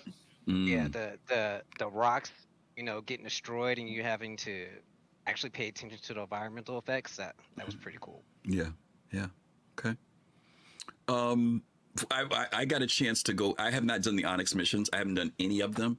I did get to go in. I think Togi took a group of us in just to go see the Yurmandi. So I did do that part, which was pretty intense when we went in there to do that. Still a lot of AI work that needs to be done in relation to the those boss fights, but definitely enjoyed it. It was good. So I still want to do the Onyx missions. I said I was going to do them before the end of the year. I haven't done them. But yeah, very, very cool, very atmospheric at each one of these locations. This also is a continuation of the storyline, right? That CIG has been building out. And there's still one more chapter even after that, where more stuff gets introduced. I think the labs and some other stuff gets introduced into there. So why don't we jump to that? Hold on. Oh, you got something? Sorry. Well, are you doing all the point patches, or are we just doing like the 4.3? Let me see. This is 4.3.1. This gets into the next part, Virtue's Descent, when they introduce the labs and stuff. If you want to pick up from there, you could go. You can pick it up from here, wherever you want to go. Yeah, I was like, if we were doing 4.3 dot whatever dot X, and I was like, man, y'all skipped over the fact that this is the first time we saw a Van Duel in the game. Okay, well that's where we're at now. Yep, go. That's where we're at now. Yeah, so that was huge, and if I'm not mistaken, the Yurmandi wasn't in 4.3.0. It was was it 4.3.2? So it was later on. We saw the sneak peek in the picture, but we didn't actually get the worm until a couple patches later. Okay. But yeah, no, that was the biggest thing for me. And again, just more content, right? Hey, I want to hear it. I ain't got nothing to do. Hey, that's on you, bro, because there's plenty of options out here. And the Onyx facility felt like one of those things that it was doable by yourself. Super challenging though, right? Those missions you can solo. I've soloed it from end to end. But it's super challenging, and as a FPS player, I like something that's going to challenge me, as opposed to like the bunkers where you just kind of run through and everybody, it looks like everybody's just been, just did a whole bunch of drugs and like, wait, what? Somebody's here? Oh god. And then it was I think, I stepped again, up. A huge step forward, huge step. Yeah. I was going to say something about the year. Okay. My squawk about this, to your point, and I said this back when the patch came out several months back, CIG told us too much. The trailer for this ticked me off so badly. I did not need to know about the Van Duel tie-in. If you know the lore, you kind of know where some of the stuff with regen comes from. But the fact that when they did that trailer at that very end and that final shot, it ruined it for me. Because I was kind of like, that would have been such a cool reveal. It felt like a bad movie trailer, where at the end they show you too much, and then when you go, you already know what the ending's about. So I mean, for some people, they may not have known, but for those of us who know the lore about regen, I really did not like that. So CIG, please stop telling us too much stuff. Y'all did that at CitizenCon Direct too. Stop telling us too much stuff. But I know from a marketing standpoint, they want to catch people's attention. But some of us have been waiting years for some of this stuff. So I'd rather not have known. Let me give some quick shout outs. Envoy. 70, good to see you. 47 months. Thank you for the resub. Thrakazogs, as always, here with us. Thank you for 49 months, and thank you for sending out that wonderful gifted sub to our dear friend Yo-Yo Meg. Y'all give a shout out to Yo-Yo Meg. Y'all make sure y'all follow her. I put it in the chat. Also, make sure you check out Kimmy65. He's here, another content creator who's here. You guys give him some love as well. Anybody else about Virtue's Descent? Anything about without telling anything about the story, about what happens? Anything y'all remember about 4.3.1? Nope. Medgel was in this patch. Medgel. Yeah, big controversy. Medical career starts to flesh out, and once again, there's wailing and gnashing of teeth. Anybody want to talk about that? The $100,000 gel capsule. Well, like at first, people thought it cost too much, right? So, yeah. There's a lot of consternation. No, all I gotta say is if you visit certain people's medical shop, bring your own gel. Yeah, BYOG. Bring your own gel. That's right. That's how you fix that, right? Yeah. That's how you know if somebody was raised right and if they got a good mama. You know what I'm saying? Like, if you come to somebody's house empty-handed or you just show up and raid their refrigerator, get out of here, you heathen. Yeah. No, this was being fleshed out, but in the beginning there was some concern, obviously, and CIG did do some tweaking fairly quickly, in fact, in relation to how many uses and explaining, uses when you die versus uses when you're injured. And it's still going to be some more tweaking as medical gets fleshed out. But it was great to see medical start to move forward. There had been a lot of speculation about how med beds would work, tier 1, tier 2, tier 3, and now we're seeing it being fleshed out even more. And then, of course, as you mentioned, Sirius, when the Apollo gets released, there's even more fleshing out of the medical career. And I'm looking forward to even more medical stuff. I really am. I'm telling y'all watch my prediction. Eventually, the med guns ain't going to mean nothing to some of y'all. That's coming up pretty soon. I guarantee you that's going to change a whole lot of attitudes about medicine. Some folks ain't going to like that either, but we'll see what happens there. Okay, last one, 4.3.2. We just left this one a little while ago. Fractured Frontiers. This becomes the kind of the somewhat tie wrap up of a new introduction about the Frontier. Was it the Frontier Fighters? No. Yeah. Yes. Yeah, Frontier Fighters. Yes. Okay, y'all have to help me with this one because I've kind of forgotten. I didn't do this. So, did anybody? I hate to say this. Did anybody do this? Because I didn't hear a lot of talk about this particular part of the narrative. I finished it up just for completeness. I did it Just to wrap it up. Mm-hmm. Yeah. I was on the side of the headhunters, and then I went to Ruin Station to look at the body. So. Okay. I find it funny that the UE brags about headhunters capturing Void and killing Void, and their advocacy agents couldn't do it. The Navy couldn't do it, but a gang and Pyro could do it. Okay. Yeah. By the way, Jade, now that you mentioned that was another thing that I've been anticipating. I'm wishing for next year. Well, I could talk about it later, but okay. Well, I'm gonna say it because it was a disappointment. Was again the idea that gangs would have been active in Pyro. Yeah. I really wanted that to be a thing at the stations. Reputation. I really wanted Reputation to become a better thing than it was. So I kind of missed that. But yeah, the headhunters, for what it's worth, we already saw what happened with this particular mission and storyline, which kind of culminates when we get into wrapping up that, going into Nyx with 4.4. And I know Jade's got I know she's excited to talk about Nyx. Oh, yeah. So let me start with Captain Jones and work my way around. Captain Jones, 4.4, last patch we were in before this one. Thoughts? Yeah, we got another system in the same year. So we started off the year with Pyro and wrapped it up with Nyx. So for all these years, the only thing we could do was walk around Stanton and wish we can go somewhere else. We got the chance to go to multiple places in 1 year. Mm-hmm. We got Nyx, Return of Levski for those who, remember when he was in Stanton and missed when he got pulled away. We got to go back and visit an old friend and even did some tweaks and updated to it. So it was pretty cool. And then, we were talking about what we saw in Onyx and the Vandal. Once again, there's synergy in those stories. So Sig is continuing that story. We see that they were smuggling in Vandal and experimenting on them. But then Nyx has got a mission that just continues that storyline. So these patches have been building a narrative and if you're paying attention, it's leading up to a bigger event. As you say, Griff, it did get a bit of spoiled. It's kind of direct, but I'm still looking forward to playing that piece. Yeah. Okay. FC 4.4. What I want to say is this is IAE, correct? So yeah, this whole year has been big for CIG, the biggest crowdfunding year on the books for CIG, and IAE had a big part of that. So I didn't. This is the time that my PC decided to go to kaput, so I didn't really participate in all that. But I got to watch people and keep track of the daily stuff, and I got some CCUs and stuff like that. So yeah, I did participate with the game, but just on the website side, not in game. Okay. Goma. Actual Vandal NPC pilots. Okay. Right. That's huge. I mean, and Nick's is great.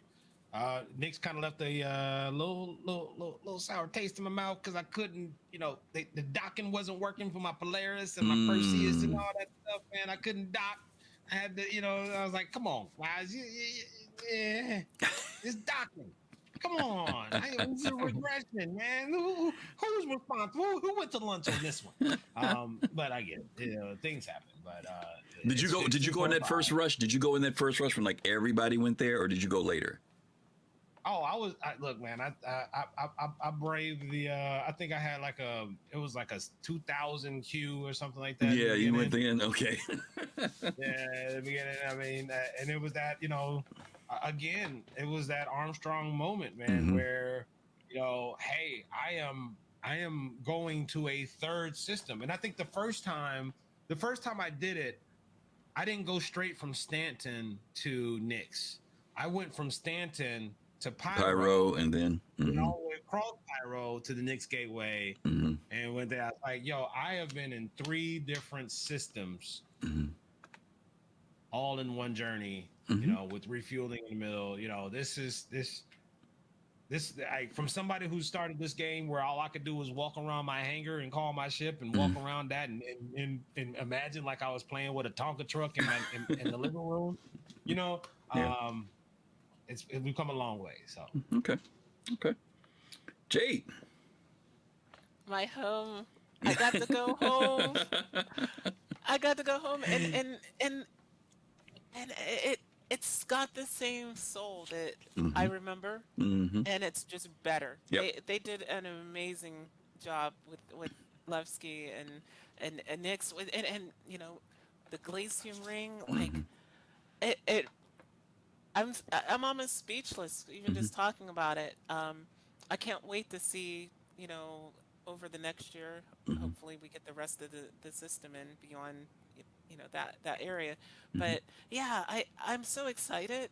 The only thing I guess I was just slightly disappointed was I was hoping that when we got Pyro, there'd be more. I don't know. You could do missions for the People's Alliance more, and there was more to do.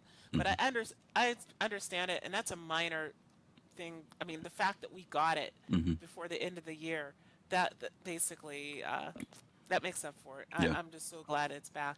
Yeah, I agree with you. I think that just like Pyro with reputation being meaningful, I would love to have that same thing happening in that community there with the People's Alliance. The People's Alliance, for those of you who don't know, kind of has more of a live and let live attitude, but they are not lawless. They do. There's rules there for being there. And so I would love to see, especially for when it comes to trade, they're trying to build this whole thing about folks going out there and doing mining and doing industrial work. But also I'd love to see there to be reputation about, when you come there, because we're going to have a little bit of everybody coming out there. I will ask you this, Jaden. I'm going to try and keep this as brief as possible because I know it could be a long conversation. But we also know, just like Pyro, had some retconning done, right, with like planets like Pyro 3. We had some retconning happen in Nix as well, right? And there was a little bit of concern by a lot of people in the very beginning because, like a lot of us, the lore is all we've kind of had for our story for so many years. But now we're starting to see that CIG is unfolding a story there, right, with Pyro 1, right? Any thoughts on that? Yes, I love it.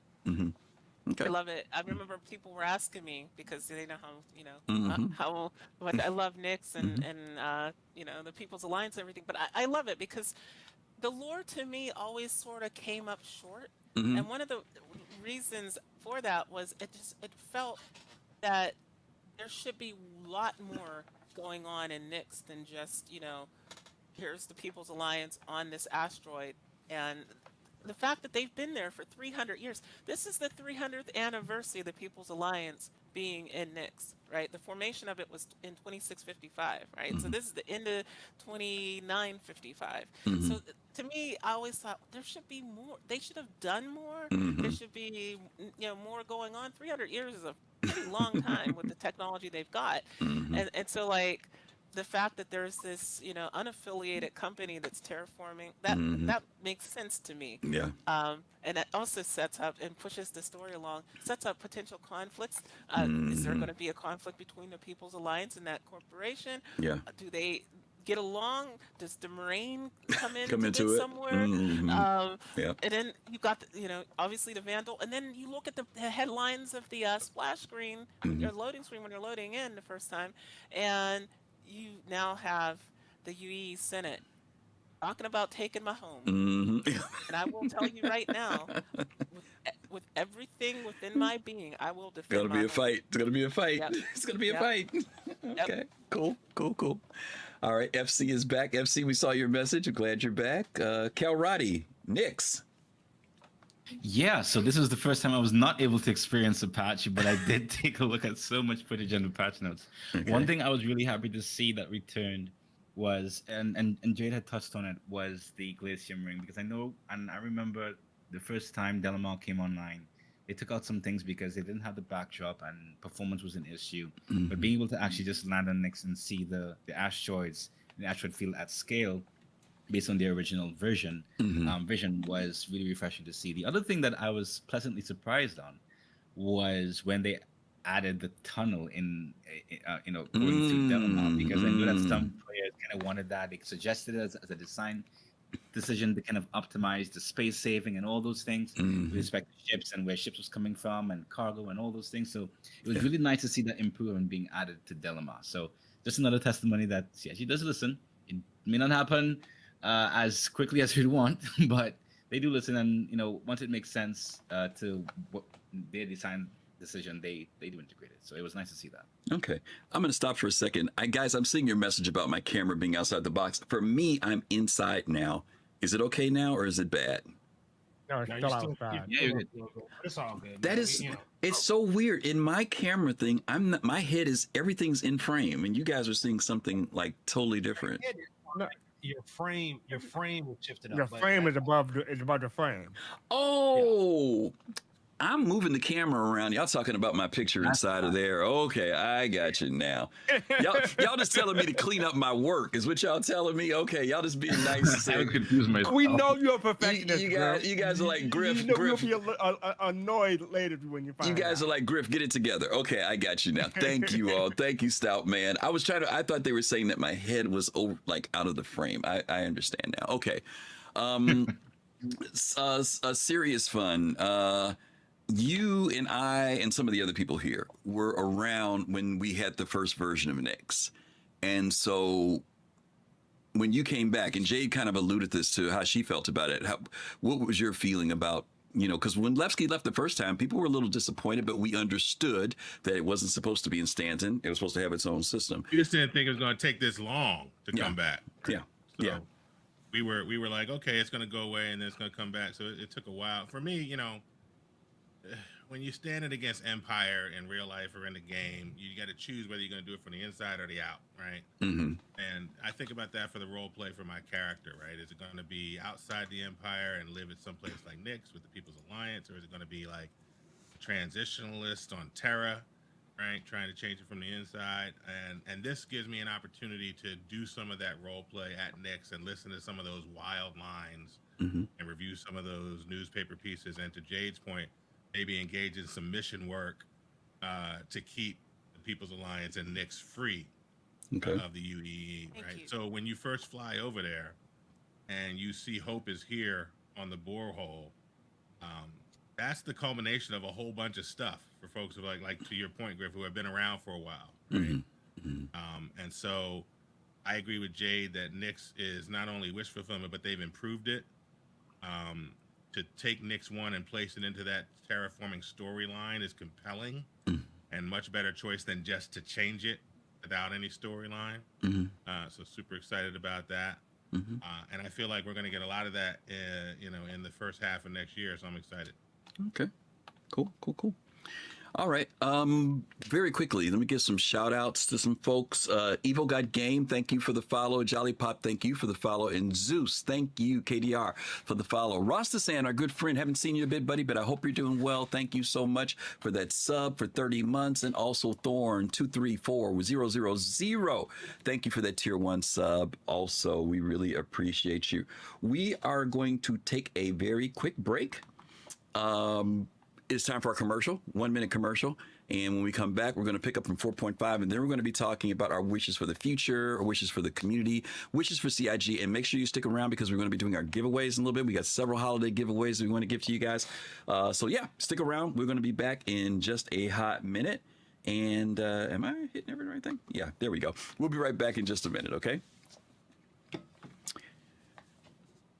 Hello. Greetings to all of you who are here. If you're watching us, that means you are one of our supporters, our subscribers, and we want to say to you both happy holidays and thank you so much for your continued support, especially throughout the year of 2025. Believe me, it has been 50 weeks of doing shows. We took a couple breaks in there, but we really appreciate the fact that you all have continued to support us with the subs. We're going to be doing a special donation tonight in a little bit. So those of you who are already subscribing to us, we really appreciate it, but we are going to be doing a fundraiser for someone from the community, Doc Murray, who has been around in the Star Citizen community for many years, has had a little family issue come up, and we are going to try to do something to help him out financially for the holiday season. And I'm going to tell the story for that in just a minute when we come back, but we just wanted to say thank you. Everybody wave, say thank you. Appreciate you all for all that you've done for us to support us in keeping this going to our community. So thank you, as always. Okay, we are back. Oh my goodness, I see. Oh my God, Captain Jones, 5 community subs. Abdi, good to see you, Abdi, giving us one out there. Thank you for that sub. And for SeriousFun, thank you for the 10 community subs. Thank you. You guys have pushed us over our limit. So this is great. It's perfect timing because we appreciate all of the support that you guys give us, whether it's because you're here every week or whether it's because you donate to us through Twitch. And to those of you in YouTube, we haven't forgot about you all being there as well. Thank you who are also watching us. We do want to share with you before we move forward with the show. A couple of items here. We have had, you can see on our screen, there's a thing written here for Doc Murray. I'm going to read to you about a charity appeal that we're doing for him. He has had to travel to his family this week because he has had some things happening in his family. I'm going to read to you what he wrote for me to share with you. It just takes a minute, so bear with us. And this is from Doc Murray. He says, for the past 10 years, my father and I have had separate lives, distance, unresolved hurt, and time slowly turned that relationship into silence. Recently, I learned that my father has been diagnosed with multiple brain tumors. The news landed heavily, not just because of the seriousness of his condition, but because it shattered the illusion of time that isn't guaranteed. As his health declines, those unfinished pieces weigh on me deeply, and I do not want to regret to be the loudest memory I carry forward. This Christmas feels especially important, and while many people gather and family out of tradition, I'm hoping for something more fragile and meaningful. Unfortunately, the cost for me to travel home, I cannot manage on my own. I need to have a round trip ticket home, which is currently beyond my financial reach. And I'm asking for help, not for luxury or convenience, but for the chance to say goodbye properly. Or perhaps, if we're lucky, to begin a healing relationship that has been broken for far too long. Any contribution, no matter what the size, brings me closer to being there with him this Christmas. If you aren't able to donate, sharing this or keeping us in your thoughts means more to me than you know.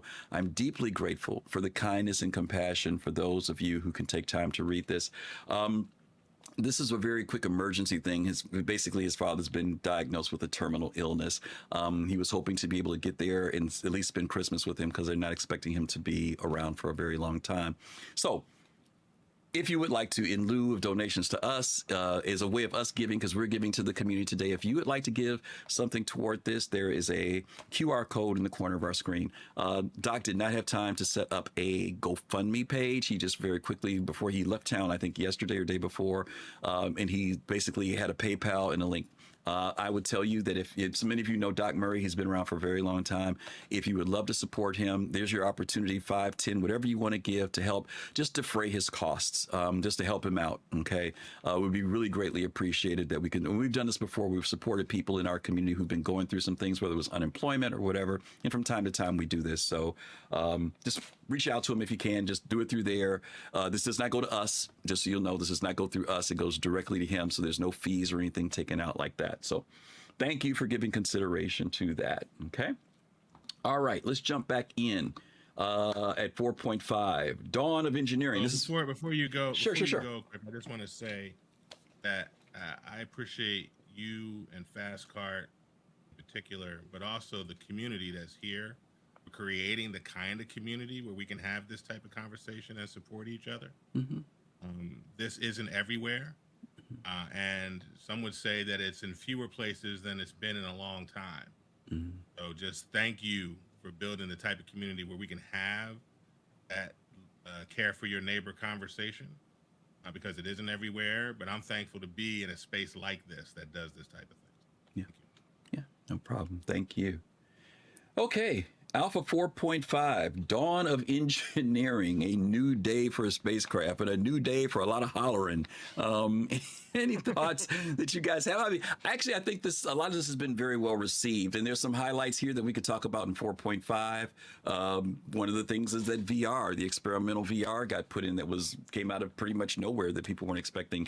We did our 4.5 show already, so we're not going to exhaustively talk about this. So if there's anything anybody wants to highlight in particular, Gomab is already getting ready. He's just going to probably just go play the game while we talk about this. He's not going to even have anything to say probably, but anybody got anything they want to share about 4.5? Look, 4.5, I think great way to end out the year. I know, it's got its bugs. Right now, my hangar's all messed up. I'm spawning in the hab in my home location, and I gotta walk all the way from freaking the hab to the hangar, and I can't spawn in how quick we get spoiled. How quick we get spoiled. Oh boy. I'm okay with that. It's we are active development. We're not gonna be there, but I'm so happy with the progress, right? I got, if y'all that got kids, man, I say, hey, look, I don't expect perfection. I want to see evidence of effort. Yeah. That is my motto. You ask my kids, what does daddy always say? They'll repeat that verbatim, because I say it to them multiple times a day, right? And I'm seeing evidence of effort, and I'm all right with that. Fair enough. Anybody else? Anything with 4.5 that stands out? Anything you want to talk about it? I think one of the things that, and Jade said this earlier, is that there are certain lines of demarcation in the development of Star Citizen, and there are going to be people who come to the game where this is just going to be the way things are, right? And I think the complexity will attract them or it won't. But I have been excited for the idea of being able to play Scotty on somebody's ship for a long time. Right. And to be frank, to be known as somebody who, listen, if you're flying an RSI ship, you want SeriousFun to be your engineer. He knows all about RSI ships. He knows all about the Constellation, or he knows all about, the Apollo or whatever. A lot of people, I've seen a lot of discourse online as this patch dropped that nobody wants to do that. People just want to fly their ships. And that seems like madness to me. If you play with any other human beings, half the time people don't even want to fly their own ships. They're like, you can fly it, as long as you know how to fly it, right? Yeah, right. And people want to do other things. They want to go in the turret. They want to do load the torpedoes. They want to fire the torpedoes. So people have been interested in these other roles: the Chekhov, Sulu, Scotty, Dr. Mbenga, Nurse Chapel roles, and it doesn't always have to be Kirk and Spock, right? So, this for me is the beginning of making that real, and I've been very excited about it. So. Yeah. Anybody When else? using the old characters, you got to go to like the Expanse or Star Trek Discovery or something. Remember the Gotta can. do more Remember research. the can. Yeah, I mean, to your point, it's serious. I've been on ships before. I remember a couple times being on people's Polarises, and there were like 8 of us, and the captain was like, "Who wants to fly it?" You know what I mean? And it was like silence. It's like nobody, people don't mind doing other things. I think that there's a huge assumption there that when people say people just want to fly their own ships, I think people do enjoy flying their own ships, but I think because people fly their own ships all the time, there are a lot of people who also look for something else to do. They're looking for, normally they can't do the other stuff because they are flying their ships. So now here's an opportunity for people to do other things, whether it's going to be building out the medical gameplay or the engineering gameplay or the cargo gameplay, whatever it is. I think that the more we get that in a well-rounded game.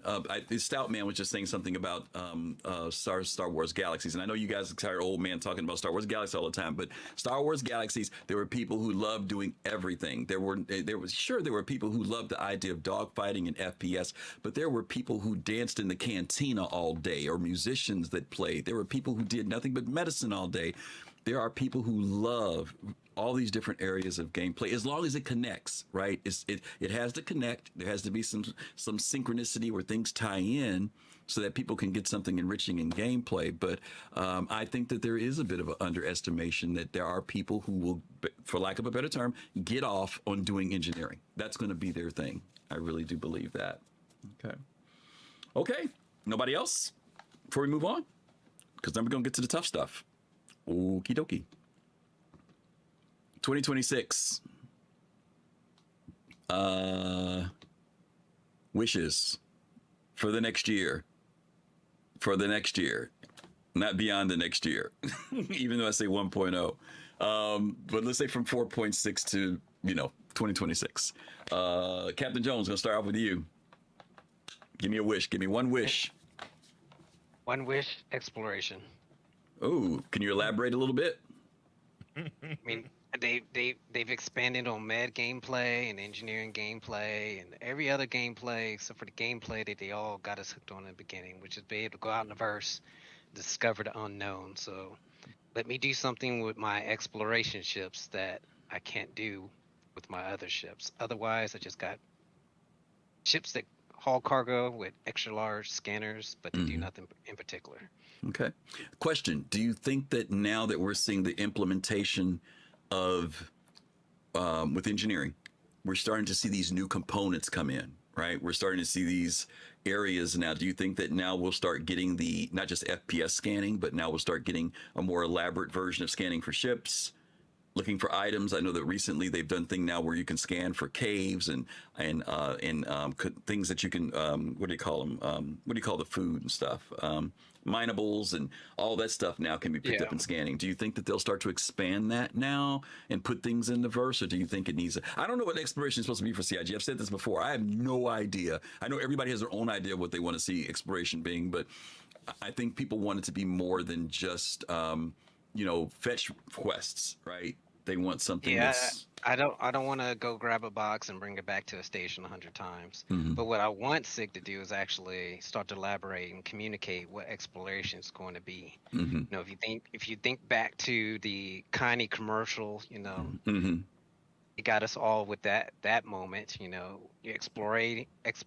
Exploration, landing on the planet, discovering unknown. Running across indigenous life forms there. So we all started to interpret what that was going to be for ourselves. But SIG has never really said, "Hey, this is what you're going to be able to go out there and do." We've done a lot of Star Trek references during the show. I want to live some of them Star Trek moments. Yeah. I don't think engineering or any other gameplay is required for SIG to give us that. Okay. Give us what exploration is going to be. Okay. Fastcart. I've seen exploration be a couple things in a couple games, and I think it's okay, but it's not. It doesn't hit the mark for me. Let me give you a couple examples of what I mean. No Man's Sky. If I go in and I go to a planet that I've never been to, I walk around, I see something I don't recognize, I scan it, it gets logged. That's it. Elite Dangerous. I go from system to system, I find a moon, or I've never seen that before, I scan it, it gets logged. What do you think exploration will be? Is that all it will be? Are you looking for it to be something you want to do with your merchantmen? You want to be able to go places and play. How do you see exploration pan out in that? I'm thinking about the Endeavor because they have that telescope module where you can scan an object and store it, and then try to sell it or put it on a Mercury store and send it someplace else securely. So also, I think that people have forgotten about the transient jump points, where these temporary jump points that are only there for a limited time and they can go almost anywhere. I think exploration wouldn't involve those, where like people are charting those and figure out where to go, and then you can either keep that information for yourself and utilize it, or you can sell it to a org or someplace else and try to get some money from it. Okay, that's fair. All right, so let me give you your wish. I just wanted to throw it at you to see what you thought, because I know you're thinking about a different aspect of exploration. Give me your thoughts about your one wish for 2026. So 2026, I put a couple of things here, but I'll say my number one thing is crafting for 2026. I'm looking forward to them expanding that and getting the fabricator and putting that in different places and iterating on that until it's where they want it to be. So I'm looking forward to them implementing crafting more. Okay, so let me hit you with one more question in relation to crafting. Right now, there's basic crafting, right? People can craft a multi-tool, the head for the tractor beam and stuff like that. What would you want that next level of crafting to be? Oh, the next level?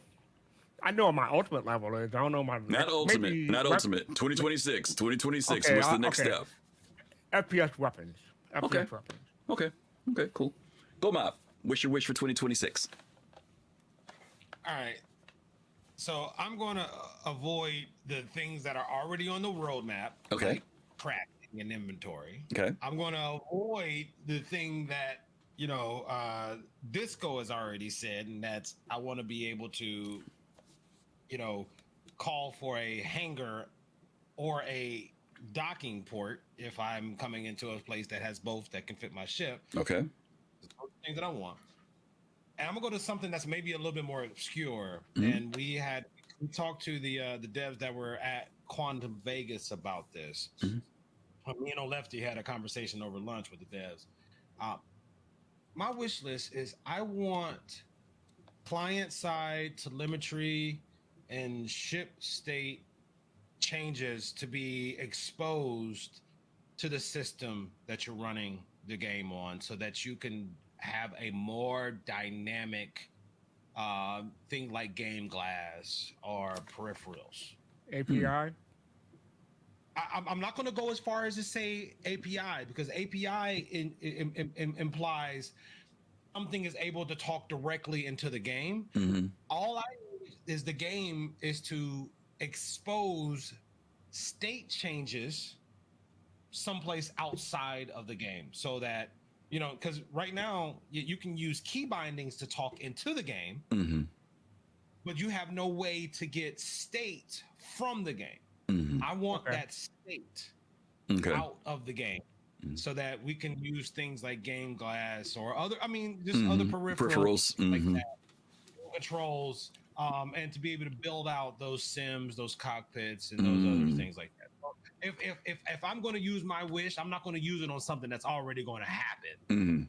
I'm going to use it on something that's, please, CIG, this will be a fantastic quality of life, and I think it will go hand in hand with the most amazing revelation of the year, and that is VR. Okay. Okay, fair enough. Jade, what's your wish?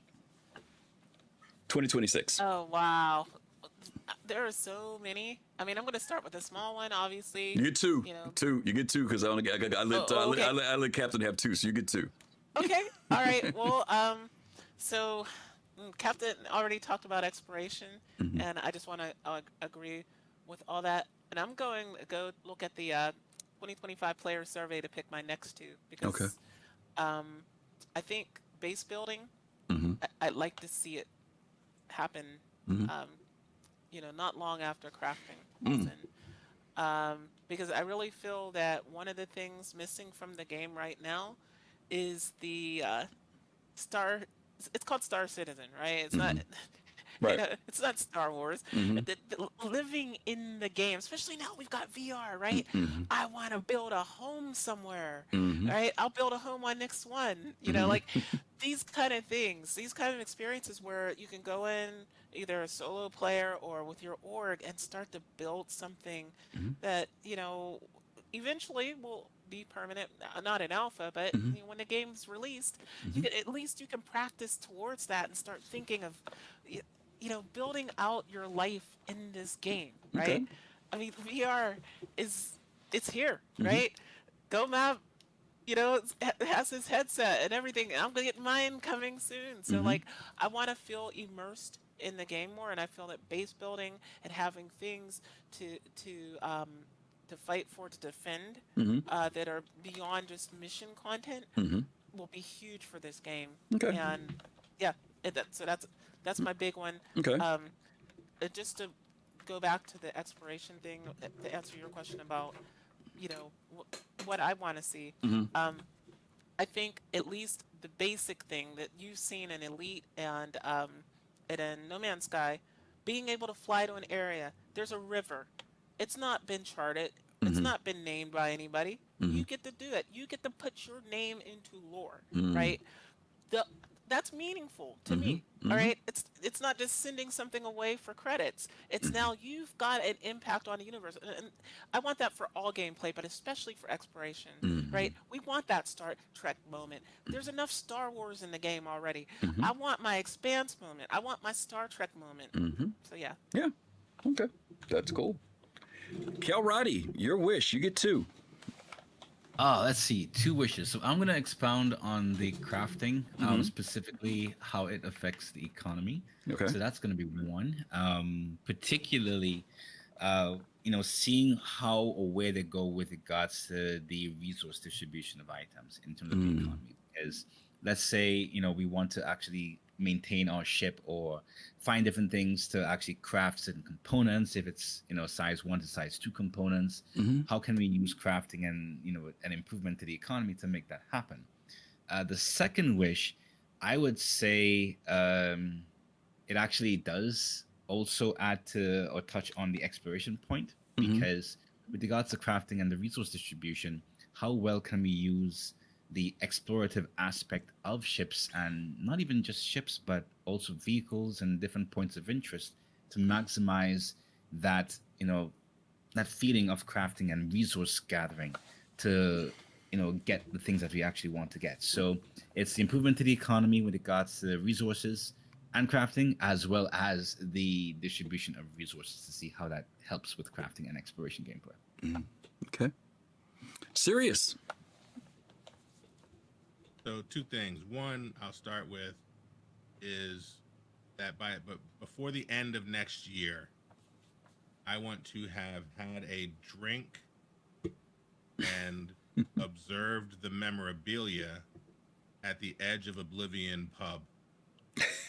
And for those of you that know the lore, you know that the Edge of Oblivion pub is in Sherman. Sherman is in Cascom. Cascom is in Castra. And I believe that CIG is going to try and give us a system a year at this point. And I think that this time next year I will be able to be on this show with an image of me drinking a glass of hard liquor at the Edge of Oblivion pub in Castra. So that's what I want. The second thing is I want to come back to exploration. And I've come to the belief that part of the reason that we're getting instanced experiences is to facilitate one part of exploration. I think that Jade and Griff have talked about being able to name things, and Elite Dangerous. And Elite Dangerous exploration allows you to take ownership of the first person who finds a system, the first person who does the first footfall in a location. But Elite Dangerous has also given us the Milky Way galaxy, right, with 400 million star systems, and that is not Star Citizen. So I think on the one hand, exploration, my hope is that we'll, to Captain Jones' point, we'll hear a real pathway for exploration in 2026, because on the one hand, you do want those opportunities. You do want somebody to be able to be the first to have done something. At the same time, there are going to be exploration storylines, the Hadesians, where those artifacts are, what's going on in the places that we have, that people are going to want to experience, whether they were the first to do it or not, right? Yeah. So I think they're going to want to figure out how to do both, because we haven't heard from them, and in particular because the 1.0 roadmap has exploration not as its own discipline, but a discipline underneath the Academy of Sciences discipline, right? Almost like they weren't quite sure what they wanted to do. I think that instancing will help them think that through, and I think I would love to finish 2026 with a clear understanding of what exploration, at least what they want it to be in 1.0 and going forward. Okay. My wish, you kind of touched on what my wish is, and that my wish is that we would see the Castra system next year, that we would flesh out more of Nyx, and we know that that's on their plan right now for Nyx, is to continue to flesh out the rest of that system. But I would love to see Castra and, as you mentioned, Sherman Station come in next year. 2 systems would be great, but I don't know if Terra would be ready. But definitely, I would love to see Castra come in on next year. Okay. All right. We're going to jump in. Sure. Give me my second one. It'll be 30 seconds. Sure. Quickly. So I say it every year I'm disappointed. Reconcept for the Endeavor. That's what that's my pie in the sky with. Okay. Reconcept for the Endeavor. Okay. Now, I got 3 seconds. Go ahead. 600 IWE work. Oh yes. I think that's coming though, right? Yes, thank you, Gomab. We don't know yet, but thank you, Gomab. Thank you. You're absolutely right. We're gonna delete one of our subjects. We're just gonna do this one less, guys, and then we're gonna do the giveaways after this. Wishes for the community. Serious, I'm going to come to you first this time on this one. If there's something that you would like to see happen, either because you've heard the community talking about it, or something you just wish for the community that will happen in relation to the game, or just a wish for the community in relation to Star Citizen or even Squadron 42, what would be your wish? So for the last 3 years, my wish has been the same. Wow, Star Jump Grim. Hang on one second. Star Jump Grim, thank you for the 5 community subs. Good to see you. Thank you so much. Unholy Strider, thank you for the follow. J Rock, thank you for the follow. And Vin Doom, thank you for the follow as well. Okay, Serious, I'm sorry. My wish for the community remains the same.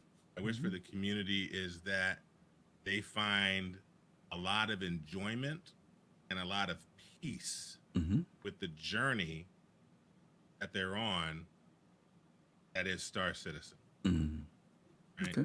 That the idea that people are waiting until the end to decide whether they're going to be happy or enjoy this or not is not what I wish for them. I wish that they find enjoyment in the journey, in the experience of this type of very unique game development, and that they find peace within it as well. Okay. I don't want folks to be upset and upset for years, right? With the experience that is Star Citizen. I want them to enjoy what it is now, have a pleasant and peaceful anticipation for what it's going to become. I don't know if I'll get my wish. I've been wishing it for the past few years. Okay. I don't know if I'll get it, but that's what I wish for the community. Okay. Kalrati.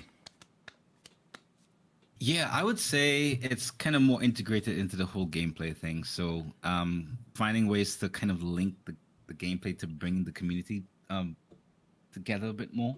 So I think we would have touched on this a little bit, but with regard to the social gameplay, and see how well we can, for example, ID certain traits that players are good at for engineering gameplay, or et cetera, similar to how we have it for the guild system, but more so rooted to certain gameplay features. So let's say, for example, someone wants someone who's good at some aspect in engineering for multi-crew gameplay, something similar to the guild system, but more so for the social aspect of the gameplay. So something like that. So that's what I'm looking forward to. I'm kind of wishing, but we'll see. That requires maybe a whole slew of things.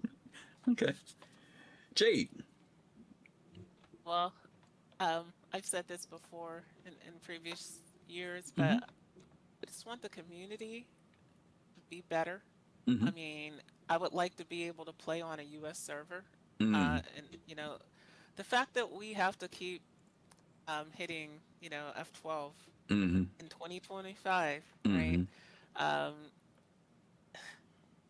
Yeah, those social tools they showed us 2 citizen cons ago, they can't come soon enough to do the reporting and things. Yeah. Because I do feel that, you know, not everybody's a bad actor, but they see the behavior and think, yeah, why not? I'll join in on it, right? And so, you know, I feel that this community, and I've said this many times, I've said it for 10 years, this community is also an alpha. What this community is going to be when 1.0 comes out is being formed right now. And you know, we need to be honest with ourselves about this community. When we say it's the greatest community in gaming, it doesn't mean that it's perfect or still got stuff to anywhere work near on where it needs to be. Yeah. It can be a lot greater than it is now, and we should all advocate for that. And I hope the community understands that this game will live and die by the amount of people that are playing it. The community. We are all the community. You know, we should be able to police ourselves, but apparently we can't. So we need those tools from CIG, and I hope more people advocate for them in the future. Yeah, there's a point to that I do want to highlight. There are games that I've been interested in playing, but because of the reputation of how the communities act, it's enough to keep me from not playing it. You know, sometimes it's the toxicity, sometimes it's other things, but it's not because, oh, the game is too tough or too hard or too competitive, but it's often the attitudes of the people who exist in those communities that can turn people off. And you're right, this is our time to make the community the way it wants to be. And you're right, there are plenty of people who come into Star Citizen and say it's one of the best communities they've ever been in. But like you said, there's always work that can be done to make things better. And I agree with you on that. I think we should work to make things better. Thanks, Jade. Gomab. What's your wish for the community? I wish the community gets everything that they deserve. Oh boy, that's interesting. That's interesting. Elucidate. That's interesting. No.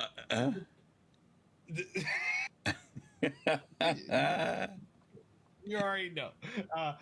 The big part of that is, I wish one of the big parts of that wish is that I want Squadron 42 to come out and be successful. Okay.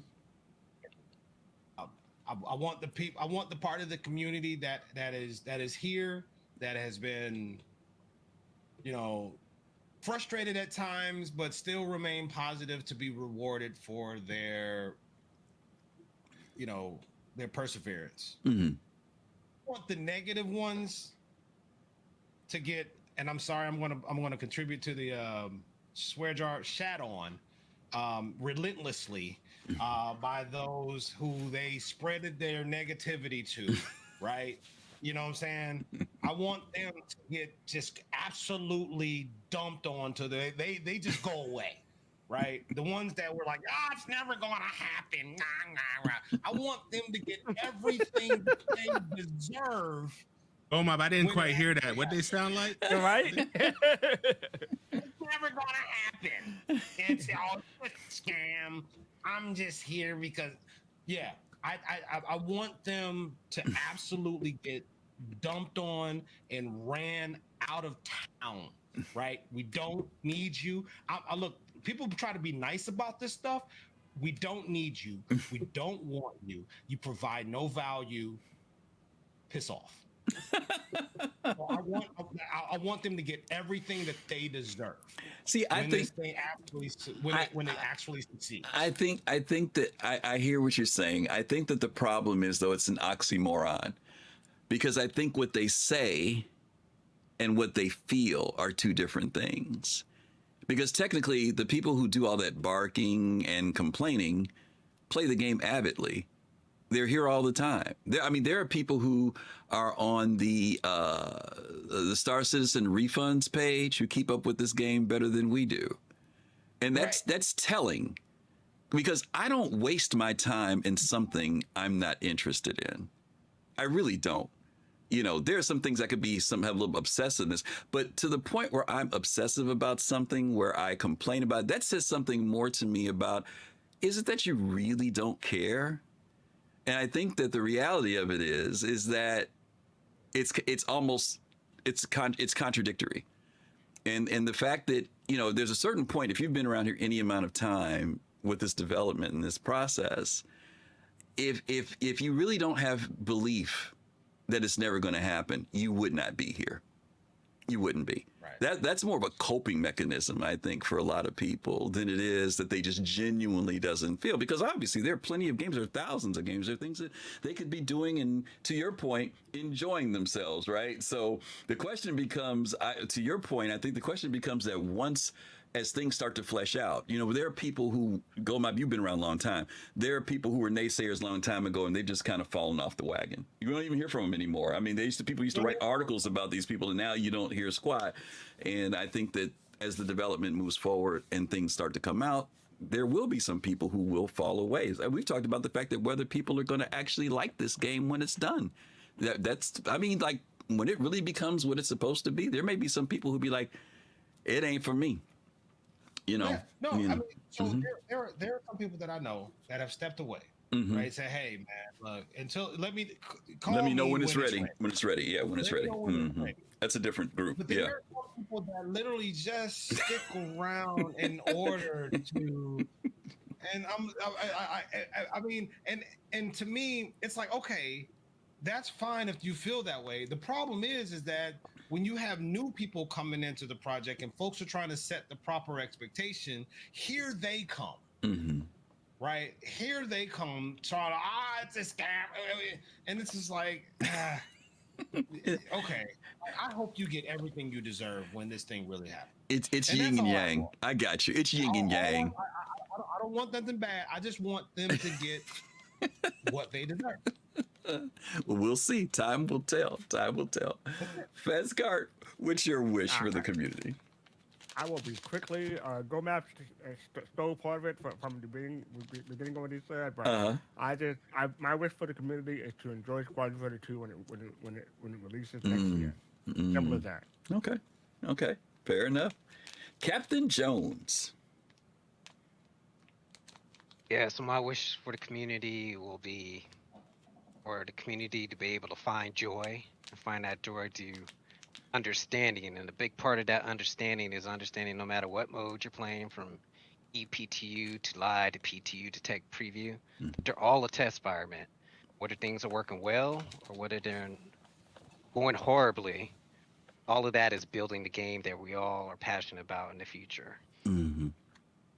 And then second part is for people to get their soul back. So for all of those dirty person lovers who sold their soul in principle for a new paint job in 2026, GomABATL said, hope they get what they deserve. Oh, I'm going to second that. It sounds like you said that those people that just went for black and gold were shallow. I don't know how I could interpret that. I don't know. No, that's right. That's right. It was a shallow move. We told the truth. I don't. You can hate me. Hate me. You got 24 hours to respond. Hate me. Oh my God. Okay. Well, on that note, Hey, the thing is, I'm going to be living in terror anyway, so I don't care about Stanton. Oh my God. Oh my God. Okay. I think we just got one question in Q&A, and then we're going to start doing the giveaways. So Fastcart. We didn't we didn't do wishes for CIG. I said I'm going to skip that one because of time, because we still got a lot of stuff to do. We're probably going to be another 20 minutes at least. Fast Card. Yeah, we got one question. What's our one question that we have there?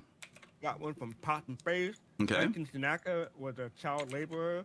The circumstances of his life and death made him simple to fight against the Mexican regime. We have no children in Nix nor anywhere else. This gives a bit of disconnect from the lore. Do you think this is just a move to tug at the heartstrings or a misstep? Can I take it? Sure. So, in lore, there are actually children. Just because we don't see them walking around doesn't mean they don't exist. And we've seen in a commercial, I believe it was for the Rock, Right. You know, the thing is, and Paul Shelley touched on this a while ago, was in a multiplayer game, you can't really have kids walking around. I mean, we just talked about how awful this community can be, right? And so, like, having, you know, we're not going to have people playing kids, obviously, but even having like NPCs walking around. I've seen people do some really rude looking stuff to NPCs, adult ones. I don't want to see that with a kid. Yeah. Right. I've wanted them to be able to, this is what I wanted. I wanted us to be able to go to settlements and stuff, and this is sad because it breaks immersion, right? I wanted it to be where you couldn't hurt them, but that breaks immersion. And I did want that, like that video that we saw, Jade, the one with the Rock commercial. I got excited when I saw that, right? I was like, oh, this would be so cool. And then that other side of it came in that was like, yeah, there'll be people like kidnapping kids and selling them on the market, black market and stuff. I mean, all types of weird stuff people would be doing. So I understand Pops' statement. Pops is saying it's too bad that the Tanaka thing is a part of the lore and we can't see that in fruition. But to Pops, just so you'll know, the CIG, there is an issue with about bringing children NPCs into a game like this. And it is sad that we can't have some place where there are families and certain places where you could go. Now, CIG could do it and make them invulnerable, but again, it would break immersion. I think that's in Starfield, isn't it? Aren't there kids, but you can't hurt them or something? Yeah. Yeah, there's kids in Starfield, but again, that's a single player game. Yeah. Does that bother you that you can't hurt them, or does it not make a difference? No, because I don't want to hurt them, and Yeah. I'll have to ask somebody more diabolical playing than you. games that are trying to hurt children. I don't want to be with them. I'll have to ask somebody more diabolical. No. I get it. I'm just saying I need to ask somebody who's more diabolical, who has tried to kill kids in that game, and see, if it's an issue. I mean, because what I'm saying is that if people know they can't hurt them, then usually they don't do it. Nobody clipped that. Right. I'm thinking the same thing. Yeah. I'm thinking the same thing. Yeah, but you know what I'm saying? If people know that you can't hurt them, then they just move on. That's why I'm saying, is it a thing if you can't do it? I don't know. Like you, Jade, I don't go around trying to shoot kids. You just described how it happens in Cyberpunk, to be clear. Oh, really? Right. Yeah. The few children that you see in Cyberpunk, you can't do anything to, and you see the videos of people who try to, they can't, and they move on. Okay. Fair enough. I'd be in favor of if they do introduce them, for immersion's sake.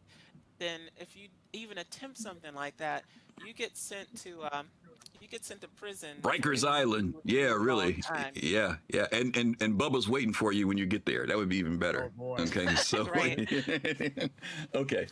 All right. Bubba. Yeah. Are we ready for the giveaways, you guys? I think we're ready, right? That's the last one, right? Fast Card. Yes. Okay, awesome. Okay, listen, if you are here and you're here for the giveaways, this is going to be pretty straightforward. We always allow, let me put some rules out here first off. First off is one winner per thing, right? You can't win twice today, so just be aware of that. If you've won this month, I don't care, but today you can only win once.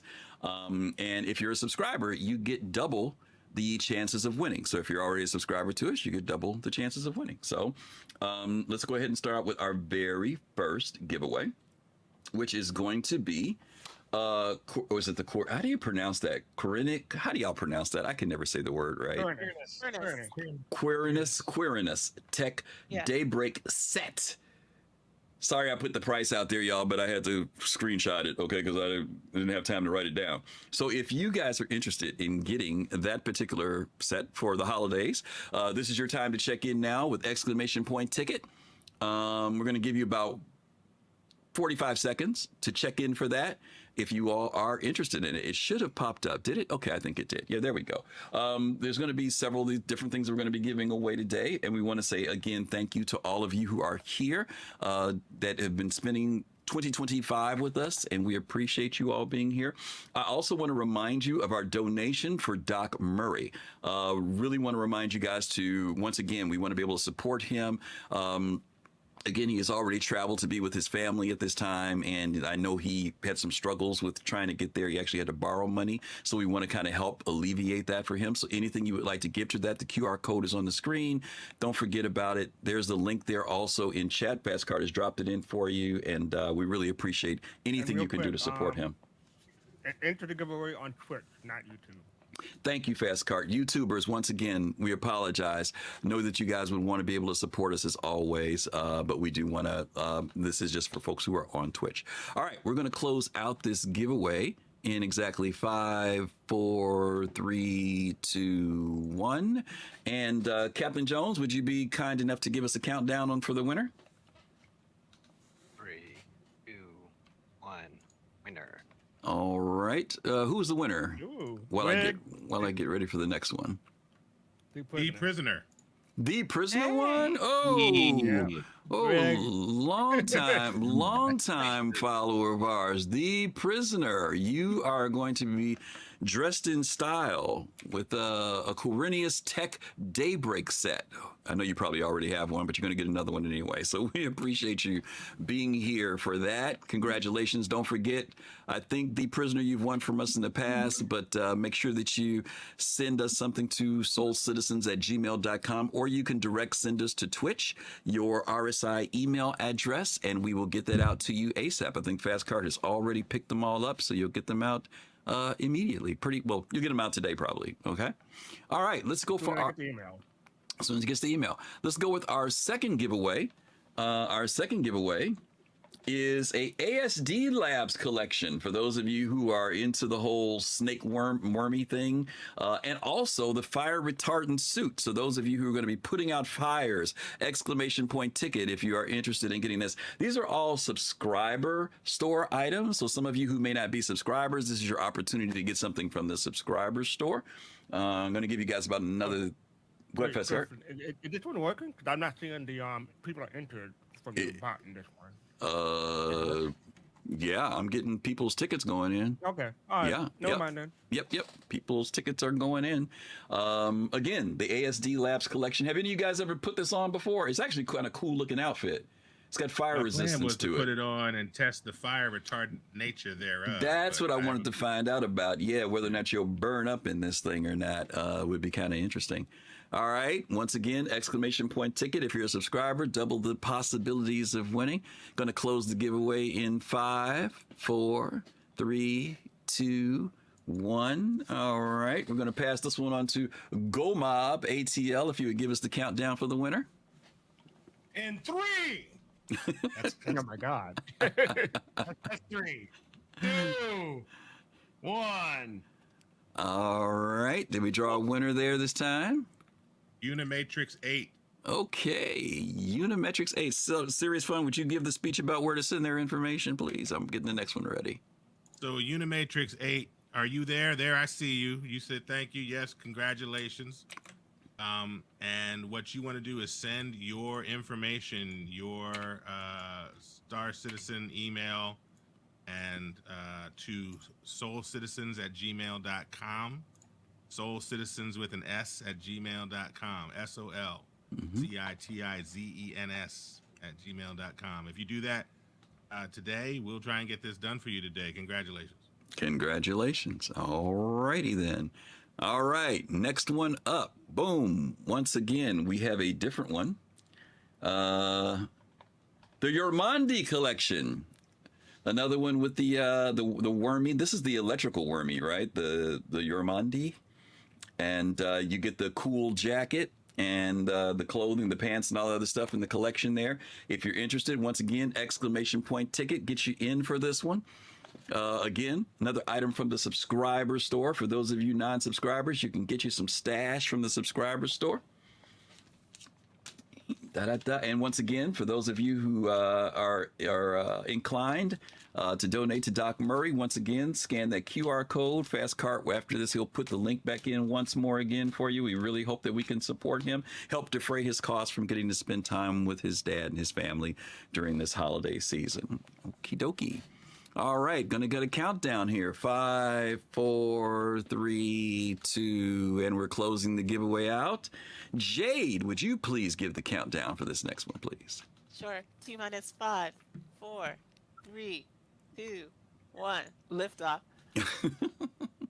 Okay. Citizen Ninja. Citizen Ninja, good googly moogly, another winner. All right, Citizen Ninja, another one of our folks who's been around forever. Congratulations. I think you've already heard the speech that we've been giving to everyone, Citizen Ninja, to send your RSI email to soulcitizens@gmail.com. And we will definitely get that out to you. And again, you can send it to us directly through Twitch. And it's all super secret if you send it there without a problem. And we will get that information. You got a space in that link you're sending. I know. So you know. People take it out, I hope. I know. That's on purpose. Okay. All righty then. We got two more giveaways to do. I think 1 or 2 more giveaways to go. No, we got 3 more. Stop talking. We got 2 more giveaways. Jeez, Griff, before you go, you got a question in the chat that I think is directed to you. I do? Admiral right. And others would want me to make sure I asked you directly. It's a first-time visitor to the channel. His name is Physics. Okay. And he says, or he or she, Physics says, so when the game comes out, are you all making an org based out of Soul? Oh, that's a very good question. Okay, I'll answer that in just a second. On this one, we're giving away the Headhunter collection, once again, from the subscribers store. For those of you who are into the whole headhunting thing, I don't know, this one was kind of a weird one to me, but a lot of people liked it. So the Headhunter collection, exclamation point ticket. If you're a subscriber, you get twice the opportunity. So when what was the question again? When what now? When is the org coming? Ain't happening. Soul Citizens is a community, and we're a community made up of people who are already a part of orgs. And so no reason for us to start an org per se, but people are always welcome to come hang out with us. We do some things together collectively from time to time. On Friday nights, we have a thing called Soul Station, where folks go out and just try out new things that are going on in the game. It doesn't happen every week. Sometimes it's weekly, sometimes it's every other week. It's very casual, but you're always welcome to come to our Discord and just hang out there if you want to. If you just want to take a break, sometimes folks are in there doing work. Sometimes people are watching a TV show. We watch movies together, things of that nature. But probably almost everyone that's amongst I think our Discord has over 500 people in it, but most of those people are already in org, so we're not doing the org thing. But it's nice that you would ask that question, so thank you. All right, we're going to close out this giveaway in 5, 4, 3, 2, 1, and we're going to put this. I do love the name Physics, though. Physics, that's a great name. Yeah, cool name. Kalrati, we're going to put this one on you. Give us the countdown. All right, in 5, 4, 3, 2, 1. Boom. Did we get somebody? Attack Cat. Yep. Oh yeah! Wow, these are a lot of these folks are our faithful viewers that are here. Awesome! Congratulations, Attack Cat. Awesome. You already know the spiel. You've been around long enough. You send us your RSI email address to soulcitizens@gmail.com, and we will get that out to you ASAP. Or you can send it directly to our Twitch account, and we will get it out to you as well. Fastcart is very good with making sure that things get out to folks, so you can send that to us at your leisure. But do it today. All right. One more giveaway here, and this one is for the most recent, I think, the Shattered Blade collection from the subscribers store. For those of you who may be interested in that, did it go out? Failed to generate. Why did it fail to generate? Give me 1 second here, gang. I might have to redo this one. Hold on a minute. Uno momento. It did not want to push that giveaway out. Let me do that. Let me do that and that. Let me do this, and this. Failed to generate giveaway. Failed to create giveaway. That is strange. No, I know you didn't do it.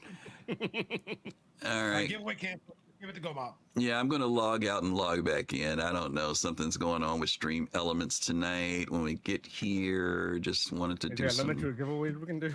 No, we've done. Oh no, we've done more than this in a row before. I'm going to start it from scratch and just see what happens this time. That's really weird that it did that. I've never seen it do that before. That, and that. There we go. All right, giveaways up. It's up now. Shattered Blade Collection, ! Ticket. Check in for this one, last of the collection that we're giving out today. Once again, for the holidays, we really hope you guys have a great holiday season. We are in Luminalia. How do you guys feel about Luminalia this year, the stuff they've been giving out so far? Okay. I didn't get a handlebar. There you go. We all said it. We all said it. Where's my handlebar, right? Where's my handlebar? Where's my other handlebar? My other handlebar. Never forget. Never forget. Yeah. They'll never let it go. That's like, what, 6-7 years ago, and they never let it go. 5 years ago, whatever. It's still the handlebars. Okay. I haven't even seen what the last 2 days. I know, it's crazy. Self-owned by CIG. I know. It was like, but seriously, this year, I think this year's Luminalia has been pretty wild. They're giving us it's been cool. Like, Yeah, it's been decent this year. All right, here's the count on it. 5, 4, 3, 2, closing it out. Boom. And let's see. 1, 2. Who did the last one? Was it Kalrati? Who did the last count? Yep. Okay, so Sirius, this one's on you. Give us the countdown. 5, 4, 3, 2, 1. Ooh. Easy. VPZ. Oh, these are our folks. These are our folks who are catching all this time. Awesome. VPZ. Go ahead and Sirius, tell him what the scoop is so he'll know what the deal is. So VPZ, you know what you need to do. You need to go ahead and get your the email that you use in your Star Citizen account and get that over to soulcitizens@gmail.com, soulcitizens@gmail.com, or you can reach out to us here on Twitch and message us here on Twitch. Mm-hmm. Congratulations. Hey, absolutely. Look, if CIG wants to really knock it out of the park for Luminalia, they'll give a Luminalia skinned SRT Cambrio gun, like the full size, big one. That would be huge. It would be. Thematically on point. I don't know if they'll do it, but it'd be cool if they only got one more day. This would be the only time one you more could day, get yeah. a green one. Yeah, that would be cool. Okay. All right. Well, you guys You have get black and gold to match my Hurston armor. It's already black and gold. That's funny. Well, you guys have hung in here with us today. We know we're a little bit over time. It's 8:25, but there's 2 things I want to reiterate again. One of them is that, again, thank you for those of you who've contributed to Doc Murray. We really appreciate you guys. Like I said, whether you gave a little or a lot, I'm sure he will be greatly appreciative of it. And we're going to, when he gets back after the holidays, hopefully we'll get a report from him that we can share with you. So thank you for extending yourselves during this holiday season to help him out. I'm sure it's greatly appreciated. The second thing I want to talk to you about is that last week when we finished up our show, I shared with you that today we're going to be doing special giveaways for our holiday show, as we always do, but there was going to be a very special giveaway that we were going to do. And one of the things I did was I told you, if you watched the show last week, to make sure that you paid attention to the little advertisement that we put out last week. This is what we showed last Sunday. It was not what we showed in our content during the week, in our social media during the week. We only showed it on the show last week. And I said there's a clue in this image that will give you an idea of the direction of what our giveaway would be. And so I know that there were some people who kind of asked me, they tried to ask me during the week, was it this, was it this, was it this? I don't know if anybody in chat saw what it was in the particular thing here. The lights, the darkness muted the lights. No, the lights were actually in there before. It wasn't that. Did anybody else see what it was? RSI? Oh, the person who said, was it something with RSI? No, there's nothing in there with RSI. It should have been, but it wasn't. No, there wasn't anything with RSI. Gomab, you're not supposed to be saying nothing. You're in the freaking group. All right, Thrakazog says, are you giving away fast carts? No, you know fast cart would never ever we can't I can't ever. I've tried to buy I've tried to buy my buy his I've offered him plenty of times to buy his Banu merchantman from him. He is not selling his Banu merchantman, but this is what I will tell you, just so you guys will know, that fast cart did decide to be the person that would donate something to you guys this week. And because he has such a deep heart, no, it's not going to be Fast Cart's Banu Merchantman, G-Sharp. It's not, he is not separated. That's all the man talks about is his Banu Merchantman. But what he is going to share with you guys is not his Banu Merchantman, but he's going to give away another Banu Merchantman. So for those of you who are interested in doing this, Fast Cart is sponsoring it. Exclamation point ticket. If you are interested in a Banu merchantman, we're going to give you a little time on this one. I'm sure that you only need like 15 seconds to do this one. Don't so give we're going to close this out in 5, 4, 3, 2. No, I'm just kidding. Remember, if you already won tonight, you're not eligible. Yes, if you already won tonight, then you're not eligible, unfortunately. But I do have eligible. No, Colossal's not eligible. Yeah, what's your caveat? You have one caveat. The winner who does it can name it anything they want, but I would appreciate it if you do name it Fast Cart BMM. I would appreciate it. Oh, God. Yeah. Fast Cart other BMM. Yeah. Fast Cart 2. You can call it Fast Cart 2. All right. No, Fast Cart BMM. That's fine. Yeah. All right. So we're going to give you guys a couple more seconds to get in on this one. We know this is something that you all are interested in. And people, y'all can thank Shimpasta. Shimpasta. Thank you. So we've been here for 5 years.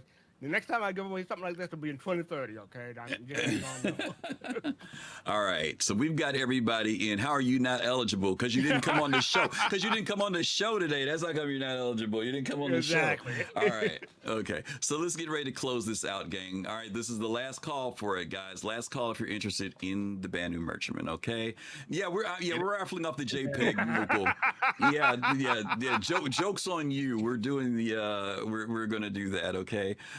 Don't forget. Okay, last call on the count. If you want to be in the Banu merchantman, exclamation point ticket. Oh, by the way, if you're a subscriber, you didn't get 2 times the chance. You got 3 times the chance on this one. Okay, so you got 3 times the chance if you're a subscriber. Okay. Quick, subscribe now. So we're gonna. All right, so we're gonna close this out in 5, 4, 3, 2, and 1. All right, and Fast Cart, we're gonna let you do the countdown on this one. Okay. Oops, hang on. Okay, now you can do the countdown whenever you're ready. 5, 4, 3, 2, 1. Contact. Yeah, right. Let's see who won. Oh, we got to redraw. Oh, we got to redraw. We got to redraw. Oh, prisoner's going crazy right now. I will say this: the prisoner, go buy a lottery ticket. Go buy her lottery ticket. All right, because you hitting the night, baby. Yeah. All right, we're gonna redraw one more time. Fast Cart. 5, 4, 3, 2, 1. Did it do it? 69. Dave 69. Dave 69, are you here? Don't ignore that second one. Dave 69, are you here? Dave 69. Dave, oh my God. Daz is here? Yeah, okay. All right, Daz 69. You are the winner of a Banu merchantman, provided by Fast Cart himself. We again want to congratulate all of our winners. Don't forget, if you were a winner tonight, you need to send us your RSI email. Send it to soulcitizens@gmail.com, or you can send it directly to us through Twitch, and we will, within the next 24 hours, get everything out to you. We really appreciate you. that's that on that. Let's see, what else do we have to talk about? Fastcart, that was really cool. So thank you for doing that. Powerful. Hey, I just wanted to Absolutely. say, the community has done so much for me. I just wanted to give something back to them. So yeah, and Absolutely. Absolutely. Very, very generous. Okay, so let's talk about what we've got coming up next week. Next week, we will be on break. As always, at the end of the year, we take off a couple weeks to give ourselves some time to recuperate. It's also the time when CIG goes on holiday break. So we will be returning on Sunday, July the 11th. So for the next 2 weeks. January the 11th. I said July. I said July. God, I'm so sorry. My brain, I'm tired. After 50 weeks, it's time to take a break. So on January the 11th, we will be back, and we hope that we will be able to see you during that time. Other than that, I want to say thank you to everyone as a part of our Soul Citizens team. We just have had a great year this year. We know it's been a little tough. Life has been really tough. Folks have been doing stuff. Special thanks to Jade and Kalrati and Gomab. All of them are, it's all of us, right? Family, we have life, jobs, careers, all those things. But as always, whenever we do something like IAE, Invictus, or the end of the year show, our folks come together. So we just want to say thank you to all of them for being here, as well as the faithful few, Captain Jones, Sirius, myself, Fastcart, who've been around. Colossal's out there. Shout out to him.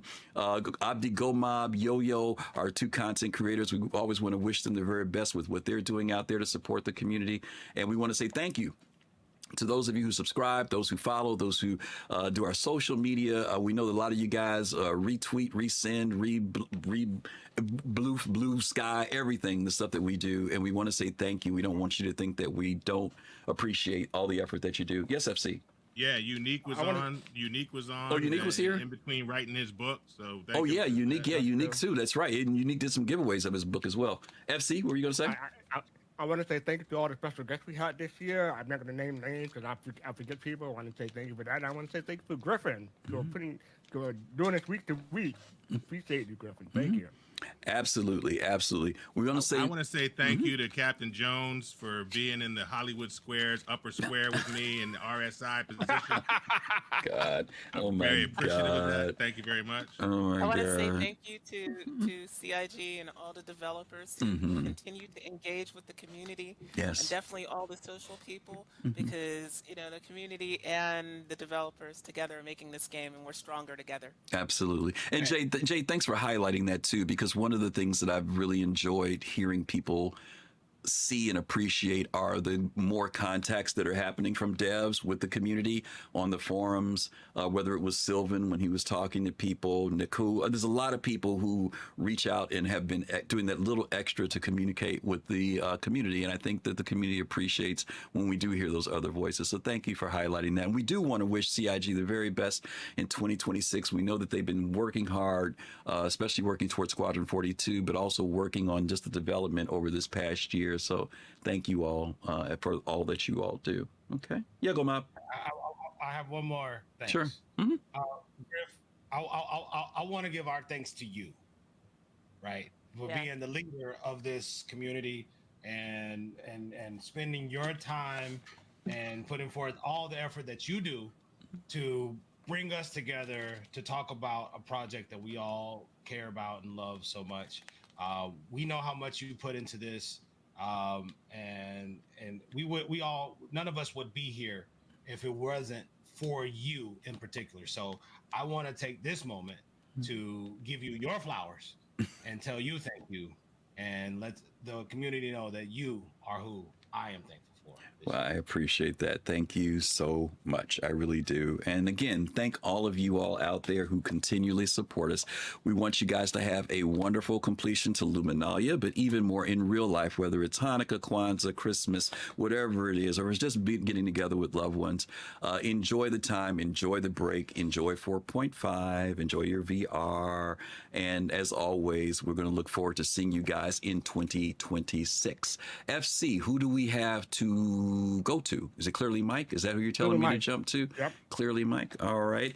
Gang, we are going to send you all over to Clearly Mike. Send some love over there, some holiday love from the Soul Citizens. If you like what you see, of course, follow him, check him out, see what he's doing over there. And as always, we're going to tell you guys to take care of yourselves, stay safe. Thank you, everybody on the team. Thank you all for watching us. And as always, peace, love, and soul. We'll see you soon. Take care. Ciao.